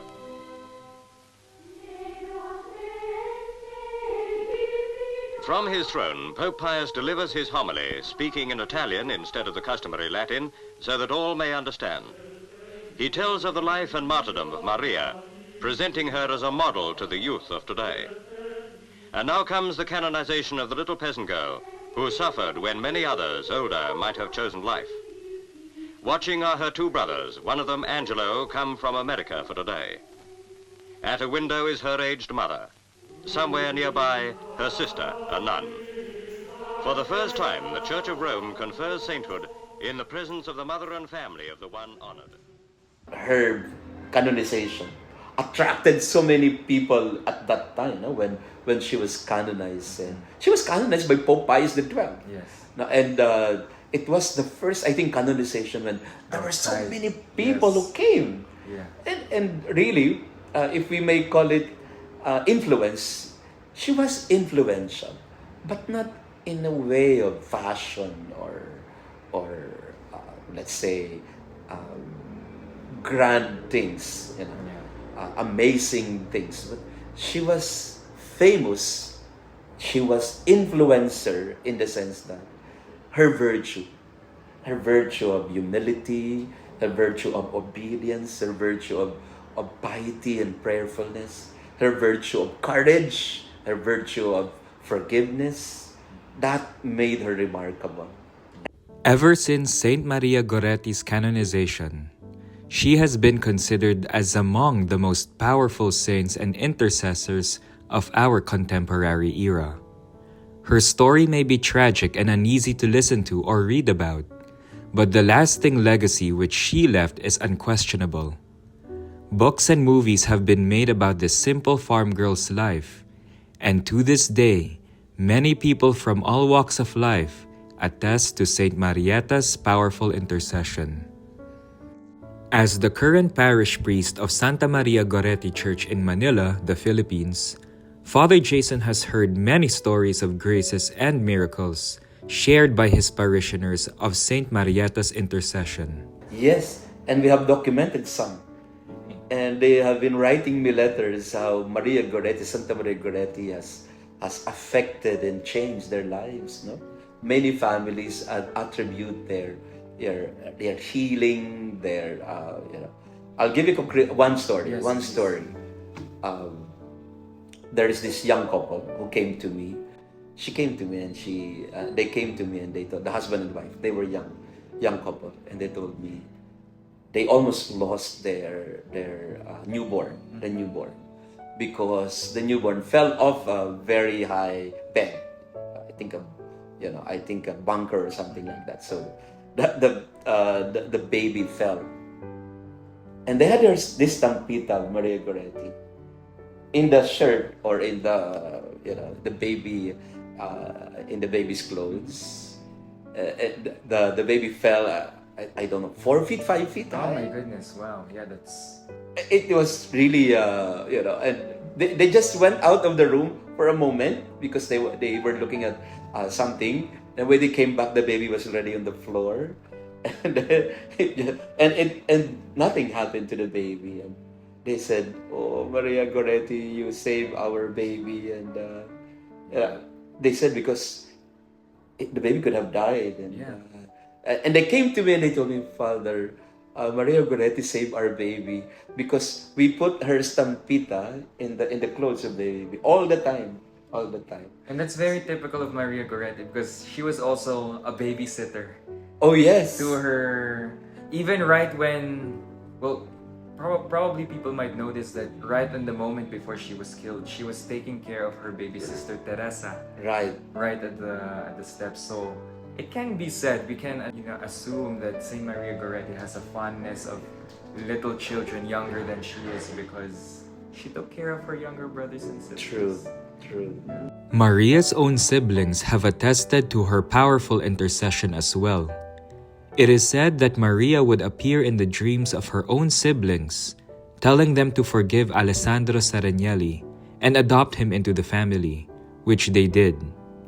All of Maria's brothers, Angelo, Mariano, and Sandrino, have sworn to hear their sister's voice in several separate miraculous instances. During the First World War, Mariano attested to hearing his sister's voice urging him to remain in his trench, which ultimately saved his life, because he soon learned after that every man who ran into that battlefield had perished.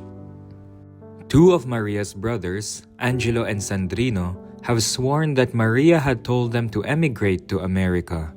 Sandrino claimed she helped him get money for his own emigration in a miraculous manner. And it is for this reason that Saint Maria Goretti can be unofficially declared as a patron for immigration. Mrs. Joy Antigua, parishioner of Saint Maria Goretti Church in Toronto, shares her story and how Saint Maria Goretti had found her amidst trials. One of Mrs. Antigua's earliest memories of Saint Maria was when she was in grade 2, living in Cebu, the Philippines. Her teacher had told her to look for their patron saint, and as Joy's birthday falls on July 6, the feast of Saint Maria Goretti, Miss Joy gladly took Marietta as her guardian saint. I am from Cebu, and how I started my devotion is, the story is I'm born on the July 6th, which is the feast of Saint Maria Goretti, and since I was in grade 2, I was told by our teacher, we were asked about whose names, where your parents got your names. Supposed to be your names are taken from the calendar of saints, right? But mine was not, and she told us that we should have our devotion to the saints that we are born on the date that we were born. So I started to search for the calendar and search for who's my saint, what's supposed to be my name. So, and I found out later that she's Saint Maria Goretti, and she was a new saint. As I go along, I grow up, I search for churches dedicated to Saint Maria Goretti in the Philippines, and I was from Cebu and I couldn't find any. So even I haven't heard, I searched wherever in the Philippines, nothing, no church for her. So because she's a new saint. So in my college days, I found a pamphlet of Saint Maria Goretti, and that's how I started saying the prayers for her. And I also watched on HBO before the life of Saint Maria Goretti, and so my devotion was deepened at that time, and then I prayed through her and lots of intercessions. I passed the CPA board through her intercession. Mrs. Antigua relates a harrowing trial which she feels was God and Saint Maria Goretti's push to get her and her family to Canada. Mrs. Joy was held at gunpoint during a bank robbery in August of 2005. This painful event ultimately became a blessing, as it led to her journey to Canada. An auditor present that night was also set to move to Canada shortly after, and meeting her gave Mrs. Antigua the much-needed connection in Toronto, where she had applied for immigration back in 2001. Looking back, she knows it was divine providence and the intercession of Saint Maria Goretti.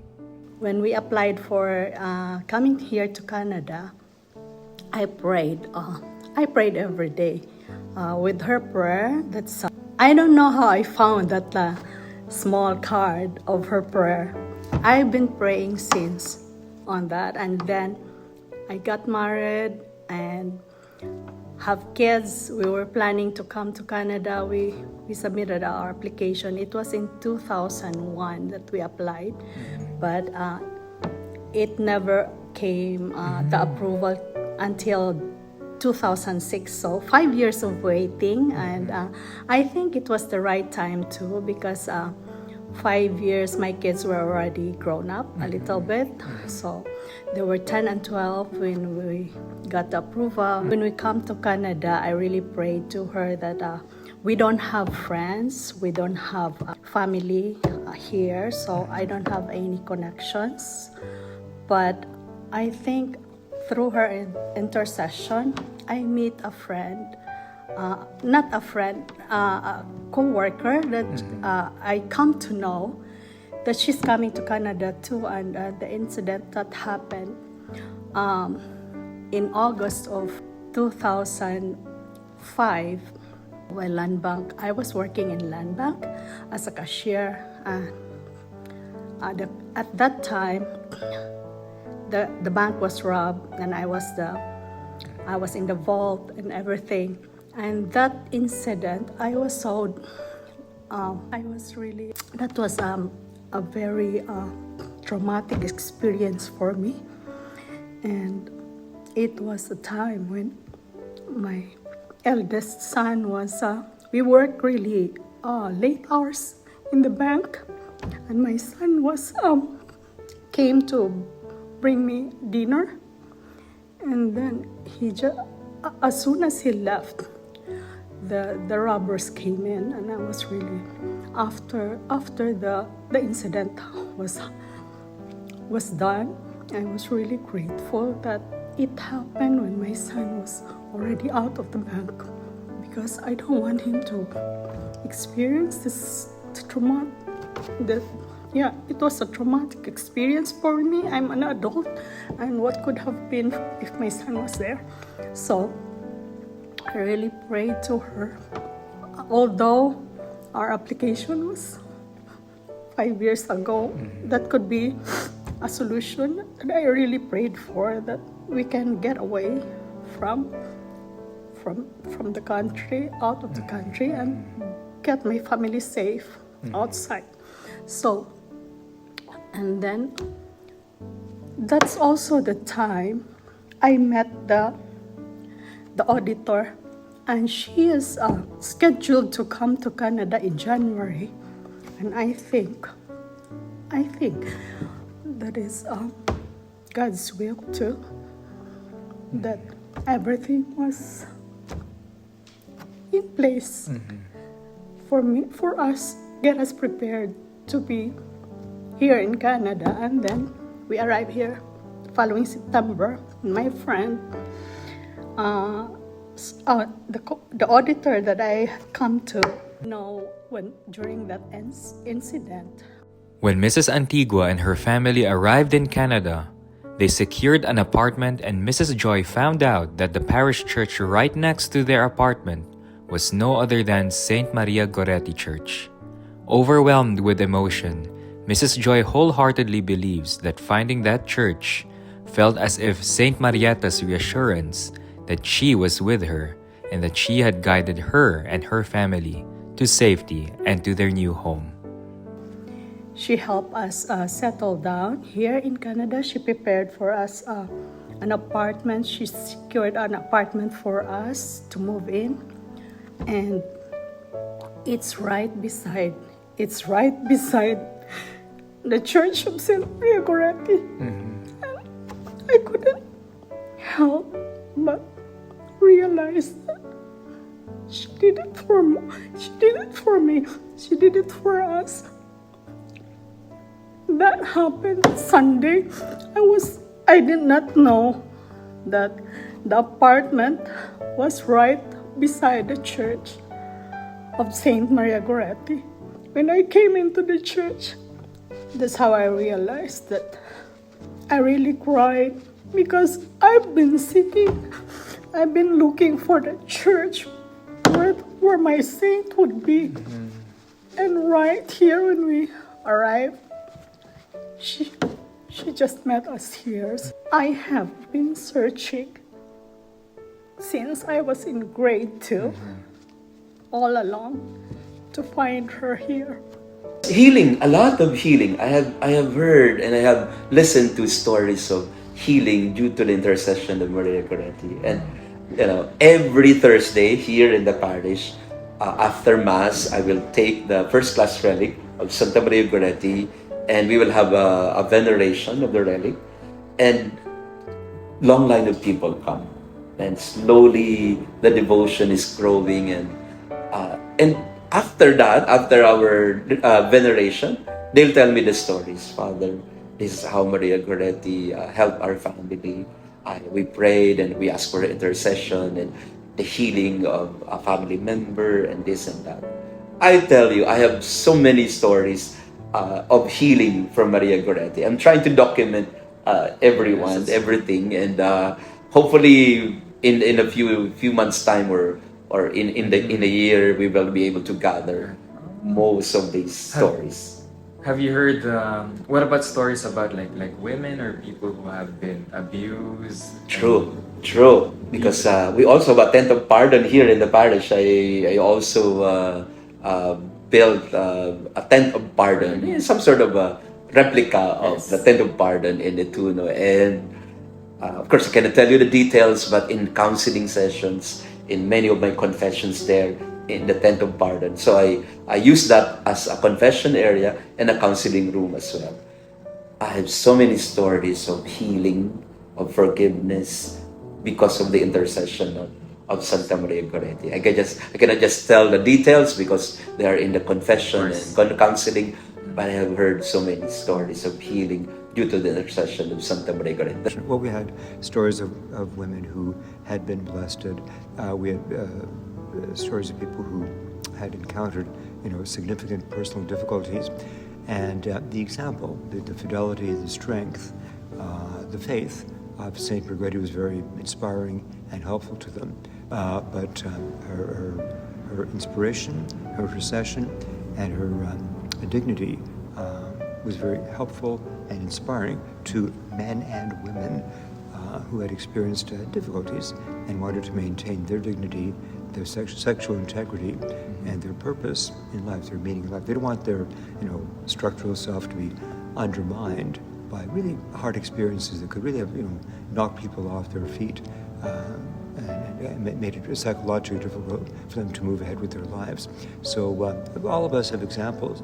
All of us have experiences in life that could be really, really could cause us to wrap up. And you have to have an inner strength. Well, where does that come from? Well, God. But the strength, the example of the saints helps us to move forward with our lives instead of saying, "Oh, I've had enough of this." Say, no, God has a purpose for me. There's a meaning to my life, and I've got to move on.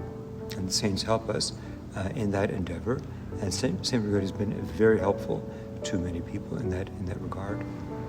While Saint Maria is the patron saint of rape and assault victims, she is also a powerful intercessor in the fight against the evil one. She has been known to be of great help against spiritual and demonic attacks. A friend of mine, Chris Gonzalez, shares his experience with Saint Maria Goretti. So basically how it all started was around 2019-2020, and it was during a time when I was undergoing demonic oppression. The lead up to those events, I think it was really quite an accident in the sense of how I meddled with the occult, not intentionally, and I wasn't perfectly aware of the consequences of those things yet during that time. And it was just only during a time when I was starting to read about spiritual warfare, exorcism, and what the church teaches in terms of the presence of evil in the world and the reality of evil and how it plays in modern society. And when these relics came in, like all of these are first-class relics, it just made me more enthusiastic about how spiritual warfare is so real in our lives today, even in the modern world, because a lot of people are led to think that the evil one is pretty much unreal or something like that, but that's really the devil's biggest trick, in a sense, up his sleeve, right? So when I accidentally meddled with the occult, that's when I started to discover literature on exorcism, like ones by Father Sikia, for example. Yes. And that's where I became so enthusiastic about that, even up to the point for my senior year in college, I did a thesis on exorcists in the Philippines. So that was pretty much my journey with these saints, with these amazing saints, because each of them have their own great stories in terms of battling with evil in all types of forms. And it was really such a difficult time spiritually because there was a lot of spiritual dryness going on in my life during that time. And there were so many kinds of events that kind of led up to me concluding that I was being spiritually attacked and I was being tested. So during that time, a good friend of mine who happens to be my neighbor is really close with the Passionist congregation. So she always goes to the Passionists in Rome. So she's pretty much in Rome almost every year. And interestingly enough, she is also a case officer of the Office for Exorcism. And she really is such a nerd when it comes to relics, because when you come into her house, she really has a lot of relics of pretty much the greatest saints of all time. And when we were talking about relics, she really wanted to introduce me to the Passionists. And, out of nowhere, while explaining like my situation and all that, what has been going on, she was like, would you like to have a reliquary cross for your home? And these contains first-class relics of the Passionist saints. So I was like, oh, who are the Passionists? And I wasn't really familiar yet of the Saints of the Order at that time, and I wasn't even aware that Saint Maria Goretti is part of that roster of saints. So the reliquary cross came in, which is this one here on top. And then a few months later, Saint Maria Goretti and Saint Gabriel Posetti came into our home next. And that's how Saint Maria Goretti really introduced herself to me, because all I know was that Saint Maria Goretti was the section of my niece in Poveda when she was still in grade school. So I was like, oh, cool, Saint Maria Goretti. And then when the rally came in, I was like, I told my niece, your patron saint is now here in our house. Do you know her life story? And then, we were discussing all of these things. And then we saw the documentary of Saint Maria Goretti in EWTN with the Vaticano documentary special. And that's where I fell in love with her story. In any kind of situation, she really is the one that I pray to in terms of if I need some sort of clarity, if there's something going on. And she really gives that. She really listens, because she died at what? How old was she? Like 11. 11, right? Yeah. So this kind of attractiveness towards the younger saints, it's like they're so relatable in a sense that you can talk to them so easily. I have that relationship, like my relationship with my niece. It's like I'm talking to my own niece, or like a little sister in a sense. Yeah. So that's kind of like our dynamic together. And she's been such a powerful intercessor. And last 2023, I decided to visit her relics in Nettuno and to go to her family house, which was such an amazing experience for me and my family, because that way I also got to introduce who Saint Maria Goretti is to my family, because she wasn't really entirely familiar to them as well. And they fell in love with her story. And, her story still really resonates even up to the current times. It's such an enduring narrative that will always be timeless. So as I've told you, when I came to the parish, I did not really know much. I knew her from afar. I knew a bit of some details of her life. When I got assigned here as a parish priest, I know her now not from the books, but I know her now as a living saint of mercy. Because time and again, I hear stories of people being helped by Maria Goretti when it comes to forgiving a member of the family, in terms of healing traumas of the past. Yeah. So, which leads me to tell you that before I did not really have an inclination towards healing ministry. No, in my previous assignments as a pastor, well, I kind of look at the healing ministry as not from me. It's for other priests. There are healing priests and all that. But when I got here, because of Santa Maria Goretti, now I learned how to, to pray, intercessory prayer for healing. Now every time people come to me, I lay my hands on them and I pray for healing. Now I discovered my gift for healing through the intercession of Santa Maria Goretti. That's her personal miracle to me. I'm not a healing priest, but now I pray for healing of people and they get well as well. Now, maybe not in a very grand way of cancer being healed and treatment stopping, but more of healing of the soul, healing of the heart, healing of families. And for me, that's more important. Maybe bodily we will not be healed because cancer has already taken over, but the healing of the heart, the healing of the soul, for me, that's really amazing. In 2012, for the first time in history, the remains of Saint Maria Goretti left her shrine in Nettuno and went across the Atlantic Ocean and came to several parishes in Toronto, Canada. One of her major stops was, no surprisingly, Saint Maria Goretti Church in Scarborough. The time that we actually hosted in our church a pilgrimage of the body of Saint Goretti from her shrine at Nettuno, the Basilica of Saint Goretti, and that was in 2012. We opened our church doors to anyone who wanted to come and pray and just to seek the intercession of Saint Goretti. So the body was brought here, came to Montreal, Ottawa, Midland, came to our church here in Scarborough, at the east end of Toronto, and we were quite astonished and overwhelmed at the response that we got to the pilgrimage.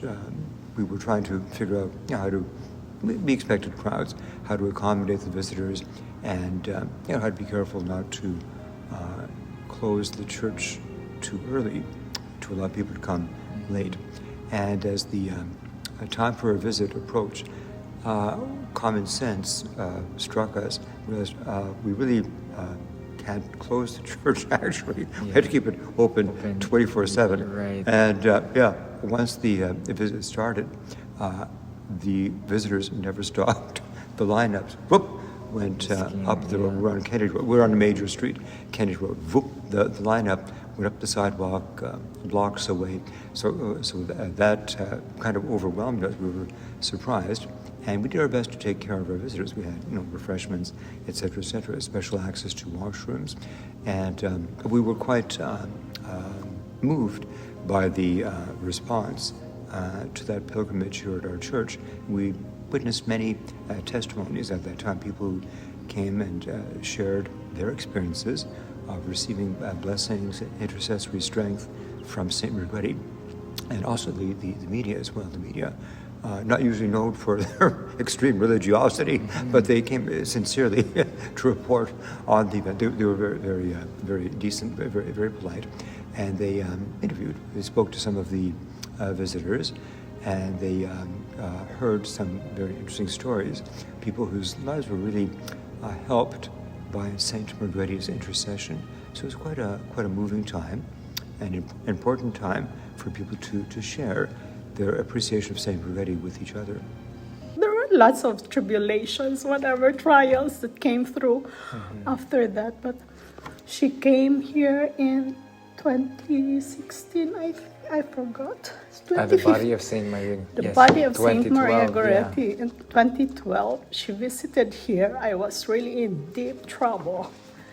But she came here too, and that's another one for me. So we bought a property, a commercial property here, right here.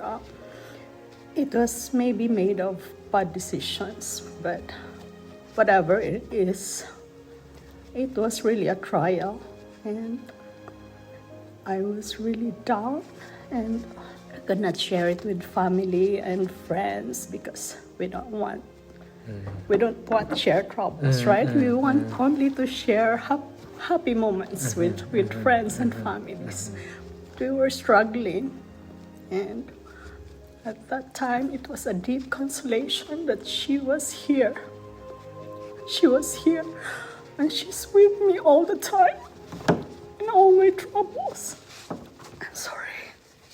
Father Jason Laguerta's devotion to Saint Maria Goretti has currently inspired him to create a program for the youth of the parish named Escolar ni Maria, or the Scholarship of Maria. Because of the inspiration of Santa Maria Goretti, the parish has decided intentionally to make it really a parish for young people, a parish for children, a safe space for young people to come. So we designed our programs that it's quite radical because, well, we acknowledge that the elderly, the adults in the community, and they're still very much part of the community. But decidedly, intentionally, we would like to focus our attention on taking care of the needs of the young people and especially the children as well. Our parish is surrounded by poor communities. So our barangays around in the locality, we see a lot of children, kids, young people in the streets. And we also have street families here. So we saw the poverty and the struggle materially. And so we decided that, well, we would like to help by way of scholarship, by way of sending them to school, because the best way to get out of the cycle of poverty is through education. And so we decided to put up what we call Scholar ni Maria. Scholar ni Maria referring to Maria Goretti and Mama Mary. So Scholar ni Maria means we give them allowances, we give them formation. These are young boys and girls from elementary to high school and even to college. So now we have 210 scholars. A very small church like ours, we're able to help, send to school our young people. Maria Goretti could have lived in poverty, but there was so much love, and that's what we want the young people to experience. You are loved, and so our sponsors and benefactors, I often tell them, this is your way of being Maria Goretti today, or helping a Maria Goretti today. Send someone to school, and we can continue the spirit of Maria Goretti, of love in the family, of affection for children, of responding to their needs. And we don't want anyone to be deprived of education just because they did not have allowances or food.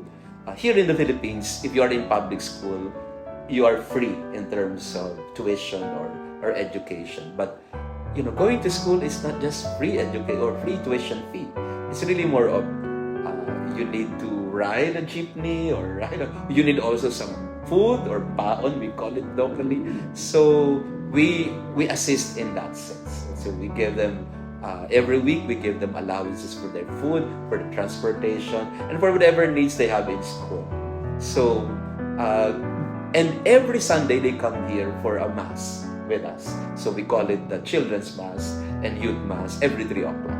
So our scholars come here on every Sunday, and after the Mass, they will have some activities, some formation, catechesis, and sometimes they are given workshops on not just catechesis or religious education, but also when it comes to counseling in terms of their affective life, helping them deal with anxieties and worries. So we give them a formation that is holistic as well. So spiritual, emotional, and relational, and of course, to build them as a community of children and youth here in the parish. So Scholar ni Maria is our way of promoting the devotion to Maria Goretti, and at the same time make it very concrete.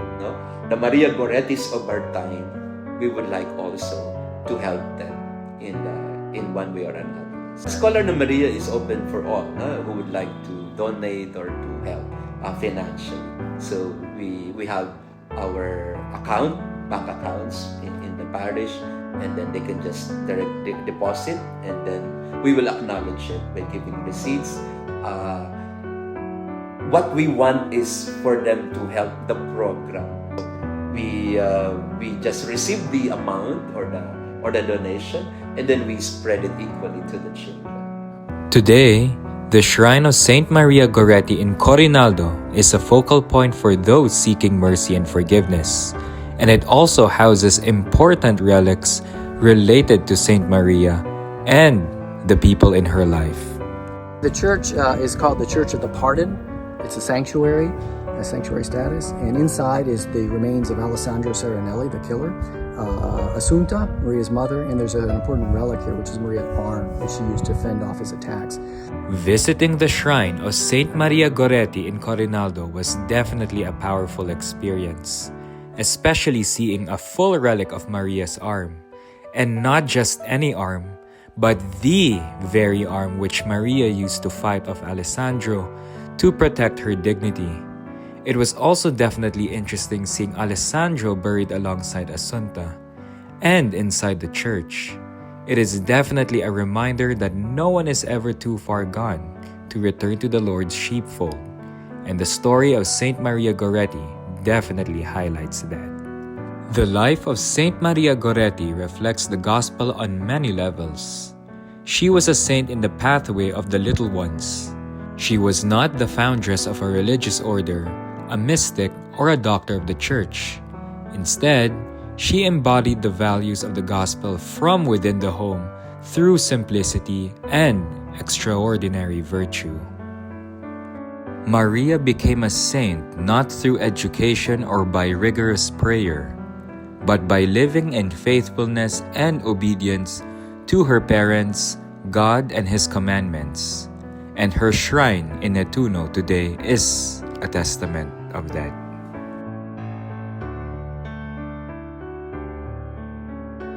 Hello everyone, so I'm here again in front of the Church of Santa Maria della Grazie and the Shrine of Saint Maria Goretti. So Barbara here will explain the history of this church before it became the Shrine of Saint Maria Goretti. So what is the history of this church, Barbara? So this church became Santa Maria Goretti after 1950 because first was the Church of Santa Maria delle Grazie, our protector.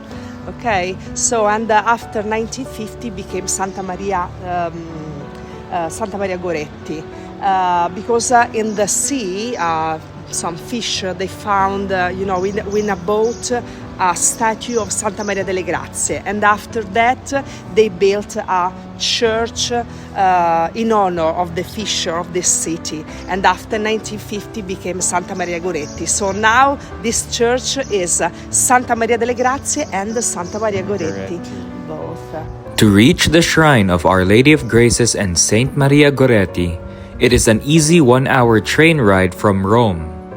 Getting off Nettuno station, it is a 20-minute walk to the beach, where one can easily spot the shrine. Visiting the main sites related to Saint Maria Goretti can be easily done as a half-day trip from the capital.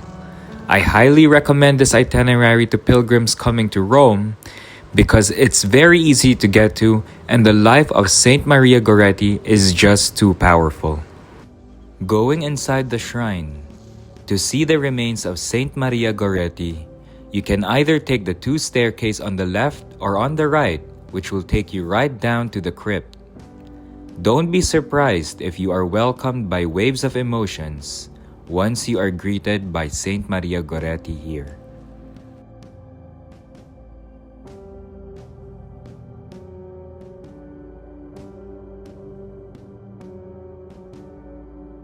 I am now below the Basilica of Our Lady of Graces and Shrine of Saint Maria Goretti, and I'm currently here at the crypt where our young saint is now interred. There is something just very peaceful about being in the presence of one of the most powerful young saints of our contemporary time. And for those of you who are wondering, and for those of you who might be asking, Saint Maria Goretti's remains, which is here right behind me, aren't incorrupt, but her remains are now conserved within a plastic mannequin, And if you look closely, she is wearing a white dress with a blue sash to signify her purity and her virginity. And if you look closely as well, Saint Maria's eyes are closed as if she's only sleeping. And on her right hand, she holds a rosary to signify her devotion to the Blessed Mother. And if I'm not mistaken as well, the hair on the mannequin's head is Maria's real hair, which was also saved. You know, just like I said, there's something just very powerful being right here in the crypt, in the presence of Saint Maria. And although that she may be lying there, it doesn't feel that she's gone. You know, personally, I feel her presence here. And it's very peaceful, very calming. And, you know, I'm just right here now so that those of you who cannot visit Saint Maria, it is my hope that Saint Maria comes to you wherever you might be right now watching this video. And this is just a reflection that through the life of Saint Maria, and not just Saint Maria, but through the lives of the saints, they are powerful testimonies to the truth and love of God. Also within the church, there's an ex voto room or votive offering room where mementos were left by people who experienced graces through Marietta's intercession. So there are ex voto of the population. They give thank you. They give thank you for the received honor, received gift.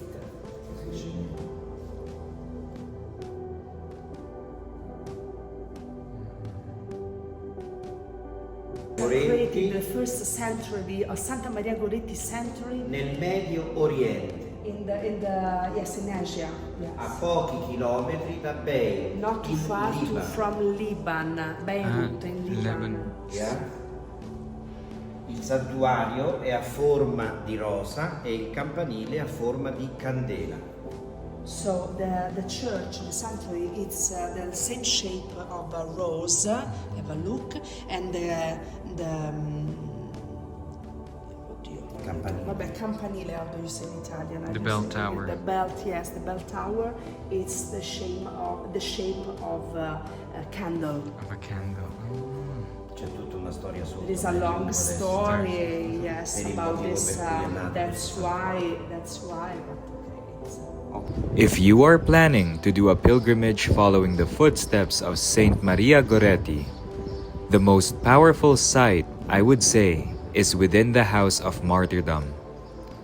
On the main floor of the house is a bronze statue of a wounded Saint Maria Goretti, and it is very easy to be overcome with emotion.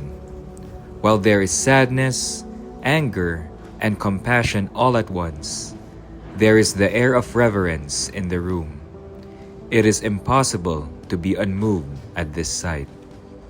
The first things you will come across is an exhibition of photographs through the years consisting of Saint Maria's legacy, followed by her bedroom where she, Asunta, and her siblings slept.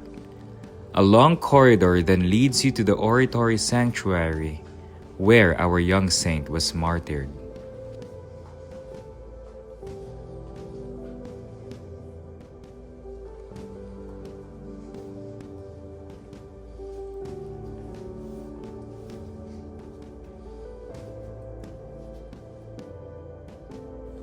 So I want to mention as well that this is the very spot where Maria struggled with Alessandro when he tried to attack her, and he stabbed her 14 times, and Maria actually lost consciousness first here, and Alessandro thought that she was dead. But then at one point, Maria crawled here to the door to try and open it and call for help because her sister was by the porch. Her sister Teresa, who was only 2 years old, right? She was only 2 years old. 2 years old, yes. She was only 2 years old at that time. And Maria started screaming, but Alessandro came back. If I'm not mistaken, that's how the story went, and stabbed her multiple times again. So in total, she she had 14 stab wounds. Yeah, she is the patroness of rape and sexual abuse victims, but I think what really endures is how she is a really lasting symbol of forgiveness, a really great example of forgiveness. And to think that God uses these saints as his instruments, uses their lives as an instrument to really see how goodness prevails over evil at the end of the day. That the battle has already been won for us so many times. It continues to be proven again and again and again. And it's no way different from Saint Maria Goretti's life story, because forgiveness really dawned upon her and really changed Alessandro's life. That's why my favorite part of the story was the vision when she gave the flowers to Alessandro, the lilies, to represent her forgiveness, and how many times she has forgiven. Every young person should know Saint Maria Goretti, because she is a young girl and she gave her life for the faith that she had in Jesus. So you cannot go wrong in working, in bringing this knowledge to the larger community out there, especially young children. And I don't think anybody should say that because they are young, they cannot understand. That is a false declaration. And the enemy is involved in that declaration. The enemy doesn't want to spread the life of Saint Maria Goretti because it goes against him.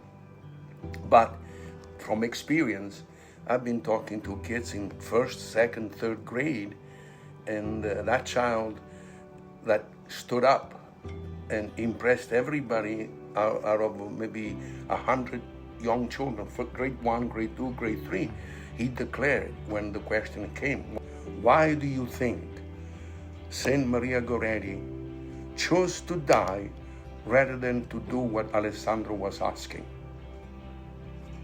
He stood up and he proclaimed. It was a proclamation. It was the Holy Spirit present. There is no question about it.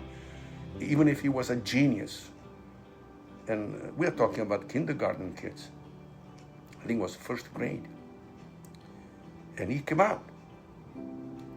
She refused because her life was less important than being a friend of God. Wow. Yeah. I mean, if an adult would say that, he would say, you're right. But a little kid, and he didn't say it, well, maybe, scratching his head. No, he came out as a declaration. He declared to a group of 45 students plus adults that were there. Wow. Her relationship with God was more important than her own life. Bingo. Saint Maria Goretti is an individual that I would recommend to anybody, any family raising children should introduce this person and tell the story as it is. You don't have to increase it, diminish it, simply the truth. She was educated to be a person with values, and her body was the primary value. And to think, it just really shows how her virtue and her life story really resonated so much that she became a saint in pretty much way less time as compared to the other great saints of the church. So it just really goes to show how, her story just transcends time. And it continues to be an example for all of us Catholic Christians to really emulate that love for one another and that endless forgiveness, to forgive just like how Christ forgives. I think I would like to encourage everyone to really visit Nettuno and to really discover her story and to really trace her footsteps. It's such an immersive experience to really get to know her, because once she chooses you, you'll endlessly choose her as well to be your intercessor. So please pray to her. She's such an amazing model for all of us. Saint Maria Goretti's story can easily be dismissed as tragic, And while that is true, it wouldn't have had this happy ending and enduring legacy if Maria herself had not made that very difficult choice that she did, had she not chosen to be a saint. Maria didn't put her faith in the situation, but she placed her faith in God. And she knew that God demands forgiveness of our enemies. And because she made the choice to forgive, there are many people today who have and are suffering from rape and violence that can relate and find hope and solace in this little saint. It is because Maria chose to forgive and to love that people could realize that it isn't impossible to make peace with someone you might absolutely despise. It is because of Maria's choice to serve that many young children are being fed and given good care from around the world. Let us be like Saint Maria today. Maybe we are not called to give our lives as martyrs, but we are called to do our daily duties with love and care, just like what Saint Maria Goretti did. Saint Maria Goretti, pray for us. God bless and Ave Maria.